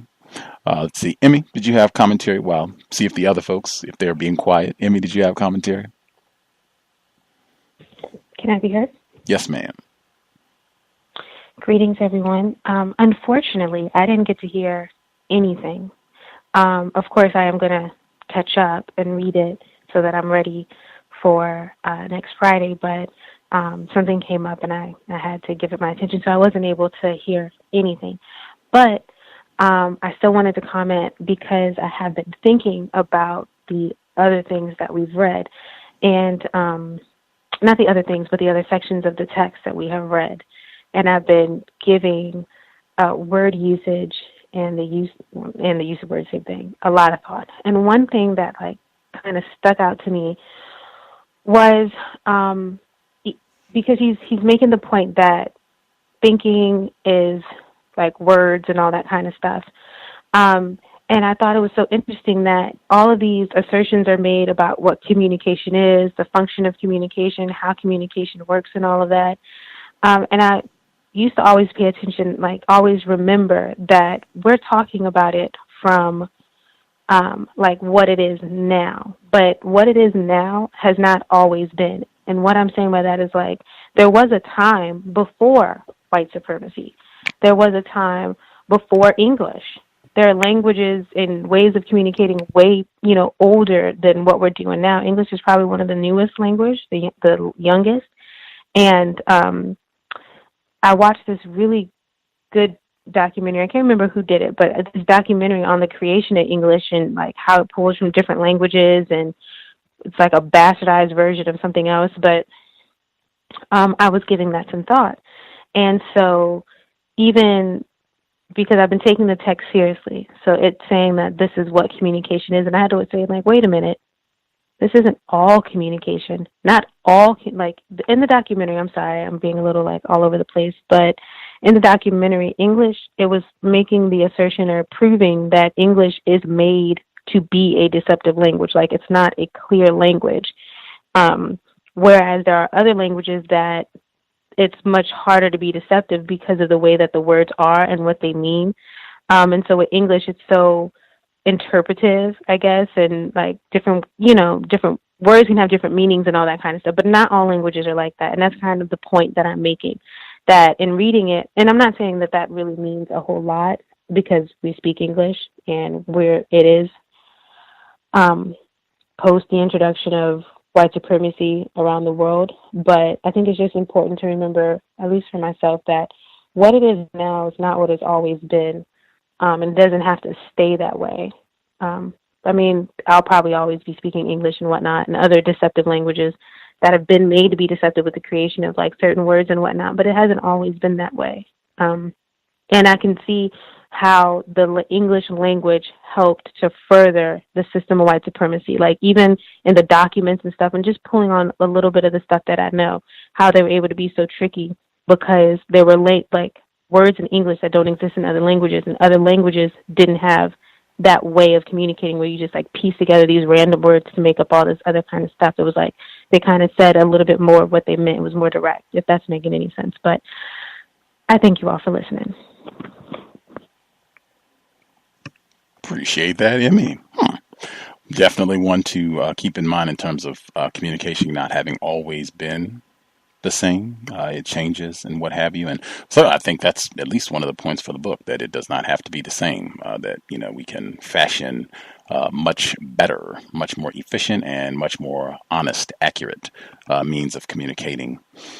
While we check in, see if some of the other folks who have hands up, I'll review some of the notes that I took from the second portion of the audio start. I think the first chapter that we started when the second audio began was Silent Questions was the first chapter that we began. And I thought that was important too, because I think frequently when you come into situations, there are questions that should be asked and questions that are assumed to already have been asked in terms of what we're doing now is supposed to be the answer to the questions that have been presented. He writes, this is on 144. He says, where, as far as I can determine, there are at least 4 important reasons why question asking language causes us problems. The first is that our questions are sometimes formed at such a high level of abstraction that we cannot answer them at all. Why am I a failure? And what is the meaning of life? He gives those as typical examples. I think just in general, being more specific with questions. I think we were talking about metaphors, being more specific, being more exact, being more precise with words and the way that we speak. I think that can be very helpful. In a lot of situations, speaking with whites, the job, just in general, I think that can be very helpful. But I thought that was great recommendations in terms for asking questions and thinking about in different situations. Next up on 145, when he says, it is characteristic of the talk of troubled people that they will resist bringing their questions down to a level of answerability. If fanaticism is falling in love with an irrefutable answer, then a neurosis is falling in love with an unanswerable question. Why are people always trying to cheat me? When will the breaks start to come my way? I've seen in racism where there will be questions like this asked, questions that cannot be answered, questions that are just put forward just kind of for folly, to waste time, which when it comes from a white person, that should be viewed as an act of white supremacy racism. Now, if it happens to be a non-white person that's doing it, they could just be confused and not even aware. But I've seen that happen frequently in conversations that are dealing with white supremacy where it's supposed to be serious. We're getting down, you got scholars and academics here. When will white people realize that, black people are human beings, and other types of just goofy questions that are not serious at all, not answerable, going to his point. When will white people take off their blinders, where we're incorporating a metaphor? We're not even talking about something that's, realistic, tangible, much less accurate. I've seen that a lot when we're talking about conversations on racism. I would encourage folks to be mindful of that sort of thing as well. Where he says, scrolling down on 149, the third problem in question asking language, namely the assumptions that underlie it. Unless we are paying very close attention, we can be led into accepting as fact the most precarious and even preposterous ideas. Perhaps the 2 most famous assumption-riddled questions are, have you stopped beating your wife? And how many angels can dance on the head of a pin? Again, I think this happens a lot within the system of white supremacy. And a lot of the times we are asked to assume black criminality, black incompetence, our own incompetence, white innocence. It's lots and lots of things. Frequently, we are asked to assume and just accept. And we should be paying very close attention, trying to call that out when we can, asking questions, even if we're not alerting anyone but ourselves of these types of things happening. I even thought to myself when I heard that, I have been accused of, entering conversations where you've already assumed that all of the white people are racist. if you have come to that conclusion, that's not an assumption. That's just, my view of thinking. And it's no problem. If other people, if that's, if they're listening to me or anybody else, if you pick out things where, oh, okay, this person has already made a conclusion, or they already have an assumption that they're putting forward, or at least I can detect it by listening to the phrases and the ideas that they present, fine. You just pay attention and file that away. No problem. Continuing. I thought it was great on 150 where he said the third question, of course, where he was saying the question about the white power structure, and him saying that was a question right in line with what I just said. I thought that was great. And anytime that a white person, I wouldn't care if it was Neil Postman, Jane Elliott, Martin Kevorkian, where they're like, white power structure. I don't know if that exists. I mean, government is so haphazard, and man, all the bumbling that I see going on in Washington, I don't know if I believe there's such a thing as some white people. That major act of racism, white supremacy, just going to what I said about what it means to be white and what I said at the beginning about, yes, I do think this book has constructive information, but just like when I heard Mr. Postman talking about O.J. Simpson, he is classified as white. That does mean something. Next, the chapter on bypassing. I thought, page flip. I thought this chapter, this one of the last ones that we covered this week, I thought this was really important as well. One of the notes that I took, or several of the notes that I took, and this will make sure I don't miss anything, on 156, when he says, but in a sense, bypassing is a natural form of stupidity. It occurs, I believe, because all communication depends to some extent on projection. In order to make any sense at all of what people are saying, we must assume they're using words roughly in the same way we do. And I think that's something, again, asking, what do you mean when you say racism, or any term, really when you're talking about racism, because, oh man, I mean, you can use this in any setting where people are talking, communicating, but especially with racism, white supremacy. I said this at the white privilege conference, even terms like white privilege, I don't even use that term. You all are just, throwing this term around like everybody knows what this term means, and or that everybody has the same definition, and that cannot be the case. You all got 1,000 people here. To which after, some little initial griping, they relented and agreed. That is true.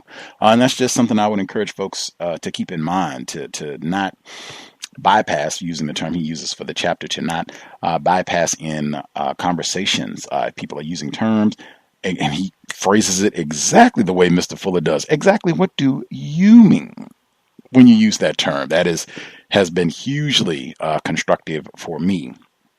Also thought it was important when he says, this is also on 156, bypassing also occurs because of another natural form of stupidity, since communication depends on an assumption of shared predictable meanings. We are easily led to the belief that words themselves have meanings, and fixed ones at that. But if there's anything certain in the whole field of human talk, is that words do not have meanings. People do, and because people are different and perceive their purposes in different ways, the meanings they assign to words are not only not fixed, but have a wide variability. Very important, I thought, keep it in mind, especially if you are regularly engaged in conversation about racism, even with other black people. Black people don't have the same have the same meanings, the same definitions for lots of terms, even what it means to be black. So just keeping that in mind, it's nothing to argue about. It's just something that you want to be mindful about as we discuss, to minimize confusion, perhaps even conflict. The last chapter we read this week, self-reflexive. This is another one I would say, especially for racism, because I think I've seen a lot of conversations, and this just with black people, where it can start out in the same way. He uses this little vignette about the breakfast thing and them having bacon. It can be something where it's just two black people. It could be me and Pam, Mr. Demerford, just exchanging views on racism, and a question can be asked, or you don't agree with something, or anything. It can be something really trivial, and it just starts from there. And one person either does some name calling, or they get in some sort of insult, or maybe they don't even say something insulting. Just the other person can, take offense or take it as a slight or what have you in a conversation. And it's just on from there. It's no longer about exchanging views or just trying to understand or solve a problem. Now it's, I got to prove something. I've been insulted and I'm not going to let you get away with that. And I thought that was a great point that he makes in this, the chapter on self-reflexiveness, that a lot of times it can just be that the words have taken over what's driving the dispute. The example that he uses, it starts with bacon, and we end up cursing out mother-in-laws and, your lunch break at work and all this other nonsense where we were just talking about the bacon being too crispy. Same thing can happen a lot of times with black people. Doesn't necessarily have to be about racism, but I certainly have seen it a lot there, where things can start off on something that was very small, maybe wasn't even someone trying to deliberately be crude or insulting, and can just have total eruption that is way far removed from what the original topic was. And, the people aren't speaking for months and weeks on end. Something I would just say to be mindful of in conversation. And sometimes, or at least my code, if it's some sort of verbal dispute between non-white people, the non-white person who is least confused about white supremacy racism should be your responsibility to say, hey, I'm going to make sure that I make every effort to stop this. Like, whoa, this is what we were talking about. Let's see if we can, try and slow things down and get back on track, as they say, to be the one to try to use some logic and calm things down and to not have to just keep things going. The spiral, I thought that was a informative way of thinking about it, where it just continues to spiral downward and more out of control. And it's really just driven about words, people just feeling as though they have to respond because something has been said. I think, and that's something else I guess I would encourage with all of this. Don't feel the need to respond every time something is said. You can always take time to think about whatever. If you really feel like you need to say something, generally speaking, you're going to have an opportunity to come back and say it later. You want to say it in person, call the person, email, all of the above. Most of the time, you will have that opportunity. It's not going to be too many times when you're talking to someone where you are never going to converse with that person ever again in life. Make sure I didn't have anything else I wanted to get in. I got a good chuckle when he said, he was talking about the case of the guy not getting the jack, and he used cashews as a metaphor for testicles there, a little chuckle there. Last, when he said the dark side of prejudging, when he talked about predicting and prejudice and stereotyping is human. Mr. Fuller has said that. That's why I don't use those terms previously mentioned in this program. Everybody stereotypes. I totally agree. That's not what we're talking about when white people practice racism, white supremacy. They are not stereotyping or exercising prejudice. They are mistreating someone on the basis of color. That's totally different, and we should use terms that reflect that. But yeah, I agreed with that there. I've heard Mr. Fuller talk about that explicitly. And he said on 165, he said that the dark side of prejudging and stereotyping is that they encourage us to hold on to pictures and therefore to act as if they were up to date. Again, everything associated with black darkness, something vile. And again, the metaphors of white supremacy, they're constant. I think even Postman would say, yep, that right there, that's the sort of thing that we should be paying attention to and resistant to. I'll double check. Other folks that dialed in with the hand up, any folks have commentary, or folks just listening in? Yes, my dear. Yes, sir, Mr. Demry-Poor. Okay, yes, one last thing from the last reading that I didn't get in. I had noted that on page 121, the last paragraph, it said, I should say finally that in avoiding the Ifd disease, one does not need to avoid setting goals, even though that would appear difficult to achieve. What Wendell Johnson was saying about is that the language of goal setting must be of this world, or else there is no goal. And then it just seems to me that he took this guy, Wendell Johnson, and kind of cleaned him up a little, because if you interpret that another way, Wendell Johnson set out to, end stuttering. He stuttered himself. And at one time, he became one of the greatest, I guess, lecturers on the circuit, and he was stuttering. He never got over that, I don't think. So that set out to be a goal, and he never actually reached it. But I guess some good did come out of his research and mistreating those orphan kids. But on in the silent questions, when he talked about the story of the people getting the death-like coma symptoms and being buried alive, and so they started out with a question on, how not to bury people alive, and then it got to the point of how women started out on how can we make sure that we do not bury people who are still alive. And then the second was the answer to a question, how can we make sure that everyone we bury is dead? It just goes to show if you are in the process of doing some think tank or whatever, you got a problem that you're trying to solve. Make sure that you stay on that particular point and not start getting off on something else, because you can be there for one thing and by the time the meeting ends, you're talking about something totally different. And I think you brought up that point too, Gus.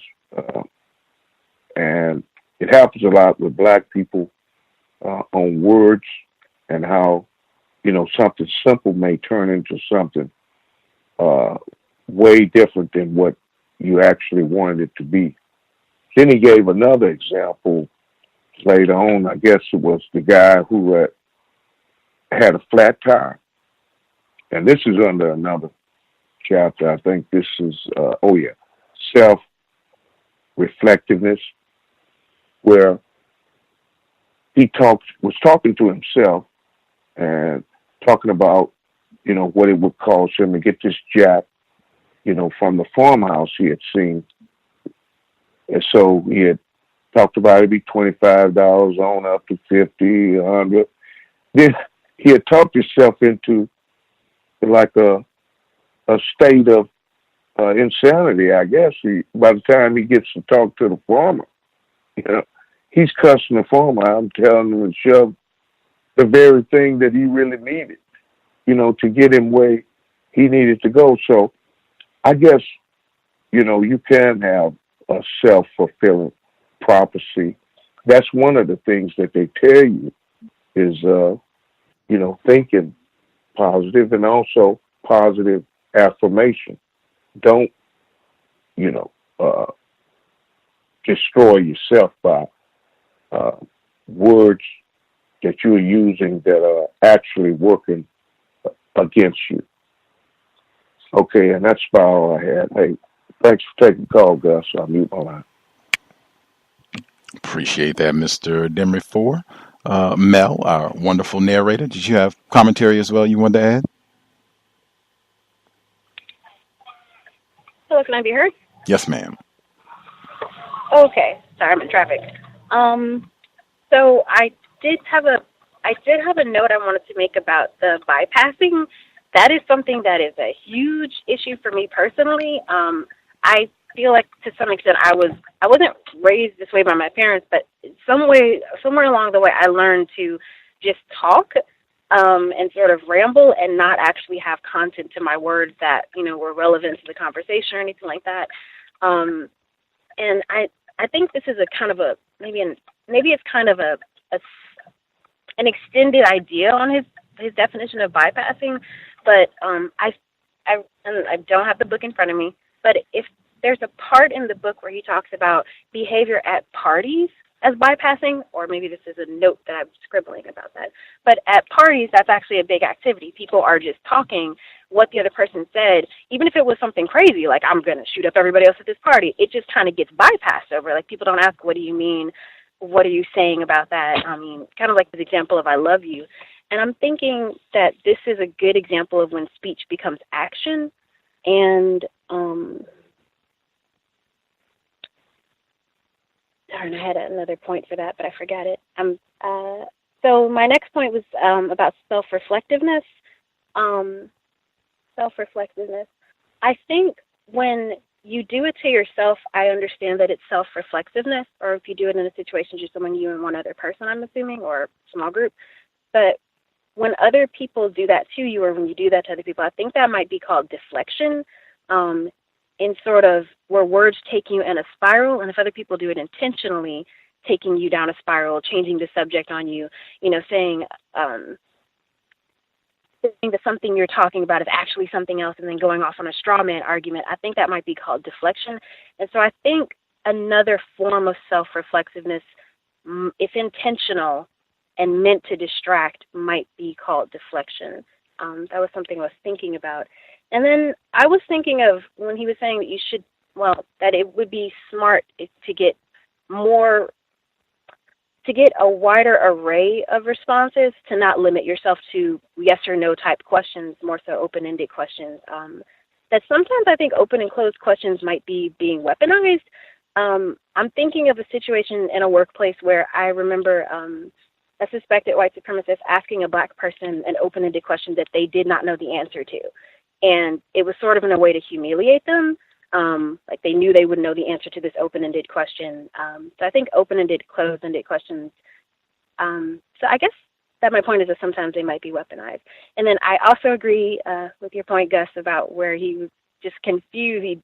He had to be, I guess, he had to have an argument made for him about a white power structure. I thought that was very strange, considering how politically aware he seems throughout the rest of the book.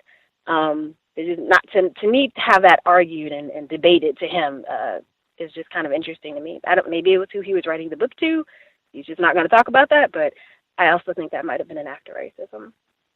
There was I think a sentence before that actually where he says something about if we need income equality or the wealth disparity to be minimized, and he said, like, do we even need that? That's a question that needs to be asked. And I was like, that's an interesting question to ask too. He's asked a lot of questionable questions, I guess is my point, but that one was an interesting one. I need the white structure argued to me to be even real. And that was all my points. I'm sorry, I have a tiny notebook and I'm in a moving car. Lots of obstacles for Mel. Hanging tough, our narrator. Even with the tiny notebook. The exchange you were talking about that was at the party from the silent questions chapter, where if someone says, well, who's the best president? And what do you mean by best? If someone were to ask that in the context of a party and, just to be silly, then fine, no problem. You don't need to interrogate. But in any other situation, then, you should probably ask questions to clarify exactly what's being said. Was that was what you were getting at, bringing up the situation at the party, or was there more to it? Yep, that was the line about the partying. And man, it was something about when the speech in that party becoming, well, not in that party, but just in general being an action. It's something you're doing for a reason. It doesn't matter what you're saying. I mean, you could be bypassed, or people could be bypassing you for all that matter, because it's not a sentence that has content or substance to it. It is meant to be said for a reason. So that's the case where, like, the speech or the action, I guess, of the speech is more important than the speech itself. But I lost my point. I'm sorry. Oh, no worries. He said he used the word diversion specifically for that sort of speech in the context of a party, that this is just speech for diversion's sake. This is just for amusement, and should be understood as such. And in any other situation, then yes, you should be asking questions and interrogating. Any other folks who had commentary? Anything else they wanted to make sure they get in before we wrap up from the text? Again, like I said, I think a lot of great points in the text, just in terms of things to be mindful about, both in our own speech and as we pay attention to other folks that we're talking to in a myriad of different situations. But I think it's a lot of things that can be helpful, just so that you can improve your own speech, asking questions, being mindful about making assumptions and what have you, paying attention to the speech patterns that other people use that can give you tremendous insight to how they think, what they think about you, what they think about the situation that they're in, what ultimate objectives they may have for this particular situation that you're in, or long term. Just a lot of great things to think about in my view. And the fact that words in and of themselves do not have meanings, people supply those meanings, and that we should really interrogate what does the person mean when they're using that term or when they've constructed that definition. Anything else folks want to make sure they get in? I wanted to mention when he was talking about the Supreme Court justices in 1896, they stated what was a separate but equal, and then in I can't find the part, I believe it was 1954, then they, said just the opposite. But, actually, you think about that, and what really changed? Nothing really changed. I mean, they stated the law and then said it was just the opposite later. But all the other variables of it, nothing changed. Black people got a few more so-called rights or, abilities to do some things. But in essence, nothing really changed in that whole thing. It was just words. I mute my line. Whites are extraordinary at that, and that's another one. Going back to what I said, when he was talking about you can set goals in which you what have you. I think that was the chapter, the Ifd disease, from the first portion of the reading we did today. But you can have goals if it's going to be quote unquote separate but equal and all that, but not allowing whites to define what that means. You define it for yourself and make sure that it is in a tangible and measurable way. Even if you say you support quote unquote separate but equal, okay, what does that mean? At what point is that going to be accomplished? And I'll define it for me, not, when the judges, Supreme Court justices or presidents or whomever, when they say, oh yes, we have achieved separate or we have achieved integration or whatever term they want to put on it. Did folks have anything else they wanted to make sure they got in?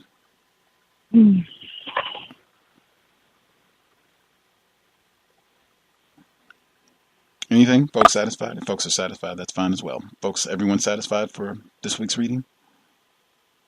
Can I be heard? Yes, sir. What I've gathered so far is that when we use words are supposed to be used as a form of currency. And what should be exchanged with the words is something positive for us moving forward in our lives. Is that correct in that assumption? I'll say I would have to go to what the text said. What do you mean as a form of currency? Because we have a new metaphor introduced to the conversation that I don't think had been used before. I don't think anyone had been speaking that way. I'm not saying this. Yeah, go ahead. Currency in the form of something positive. You want something positive in your life to be given to you as a result of having a conversation with somebody. You want it to be a positive exchange, and you want to come away with something positive in your life moving forward. Is that clear it up? I guess for myself, the way I view it is just when I talk, I want to make sure that I understand what the person is communicating to me. If they are attempting to communicate with me honestly, that I can accurately understand what they're saying so that I can move forward with correct information in dealing with this person without conflict, unless that's the purpose. We have conflict and we're just talking about the conflict that we acknowledge having.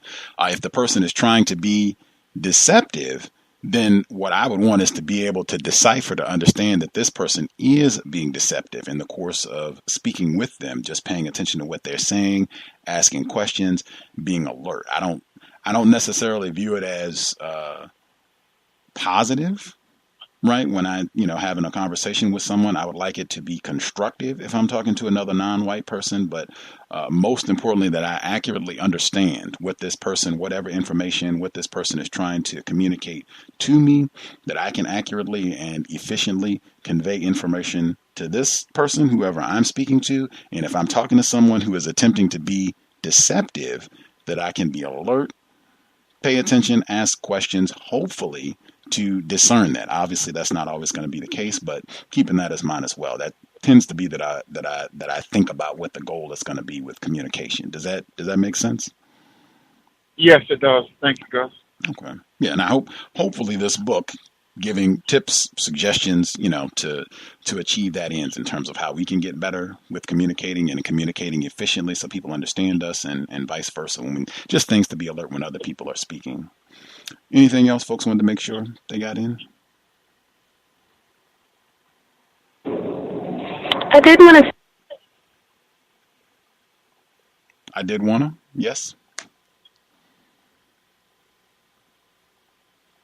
Uh-oh. Might have had some blind difficulties. Oh, are you there? I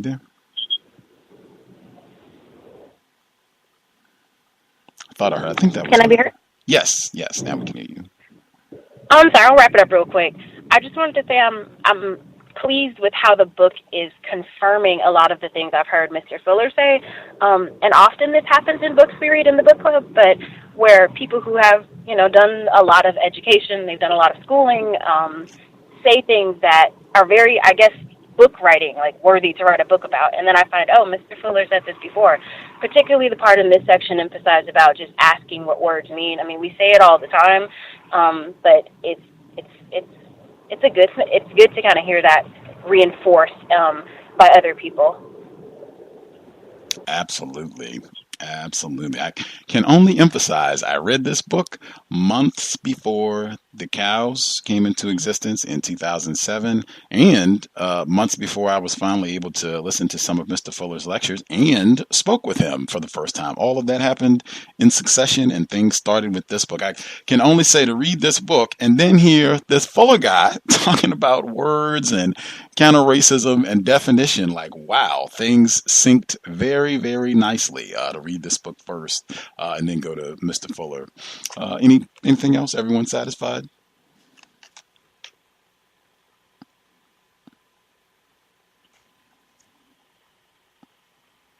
We'll assume folks are good. Crazy talk, stupid talk. Mr. Neil Postman will pick up next week. Again, I think we should only have 2 sessions left. The book is not super long to begin with, and Mel is just speeding us right on through. So we should only have 2 left, and then we'll be moving on. Next book, I think, will The Wisdom of Psychopaths. But at any rate, we'll be here tomorrow. Compensatory call-in, 9 p.m. Eastern, 6 p.m. Pacific. We'll catch up on what has gone down over the last 7 days. John Patash was supposed to be with us on Sunday. He wrote the FBI's war on Tupac Shakur and black leaders. He's been a guest on the program a couple times before. Actually, he also wrote Drugs as a Weapon Against Us. I forgot he was on the program last spring to talk about that newer book as well. But he was supposed to be here on Sunday. He had travel arrangements and what have you with his schedule that shifted, so we rescheduled. He's going to be with us a week from Sunday. I think that's November 5th, the first Sunday of November. He'll be here next week. We'll talk about the Black Identity Extremists report in light of his work previously mentioned, but that got rescheduled. Just tune in next Sunday. If you have other questions, again, this book that we're reading now, Crazy Talk, Stupid Talk, scanned. I posted it on Facebook. I tweeted it. If you want, a scanned copy of the book to follow along with, you can download it and have it at your leisure. Let me know if you have trouble finding it. If you have other questions or input that you want to share on the book, you can email it, and we'll have 2 weeks. We can share your commentary on the air. With that, thanks for everyone for participating. Thanks again to Mel and her partner for doing the reading, editing. Super appreciated. I hope folks are getting constructive info from the text. And again, because I said before, I'm not aware of black people writing books that are talking about words and, the way that we use words and improving the way that we use words, either orally or written. If folks are aware of black people that are writing those types of books, let us know, because I'm not. I do have other books that are like this at some level, but they're all written by white people. So if some black people have written these type of books, that would be grand. Gus T would love to learn about that and to read those texts. That's it. I know it's the weekend and coming up on a holiday. I don't know if this counts, I guess, as the holiday weekend with Halloween coming up, I guess, the beginning part of next week. I guess this might count as the Halloween weekend. If that is the case, for folks stateside and wherever else in the world that they celebrate the goofiness, be safe for the full weekend. I would certainly encourage sobriety over the weekend. I'm pretty sure they'll probably have checkpoints out for the next 2-3 days. That tends to be what it is, probably in areas closer to black people. So keep that in mind. Tell if you have younger people or folks that are younger that you care about, have contact with, tell them, this is a weekend. You want to be sober. You want to be buckled up if you're out and about behind the wheel, passenger or driver. And if you got to do your thing, I know for some younger people, they haven't experienced, got to do their Halloween party and all that, be codified. This is one in particular where whites love to show out. And it's not just egging houses and toilet paper and all that. Think about those high school or middle school students in Virginia who were simulating raping black children and talking about we're going to screw the black out of you and all of the things that they were doing. That sort of thing gets encouraged. Those sort of shenanigans and terrorist behavior gets encouraged at this time of year. Oh yeah, we were just having a little fun with the holiday, just having a little fun.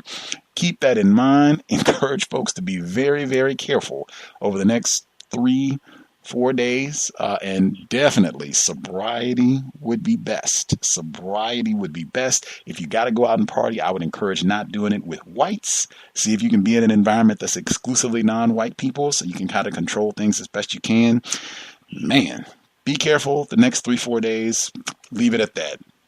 Creator, we ask that you help us remain patient with other black people, victims of white supremacy. We ask that you help us remain patient with ourselves. Remind us to demonstrate the highest levels of black self-respect at all times, in all places, each and every time we are in contact with another black person. Help us remain sober for this weekend especially. Context of White Supremacy signing out. Thanks all for tuning in. Nigga, you so brainwashed. I'm a Goodbye. victim, brother. You're a victim. Man, I'm a victim of 400 years of conditioning. Shut up. The man has programmed my conditioning. Even my conditioning has been conditioned.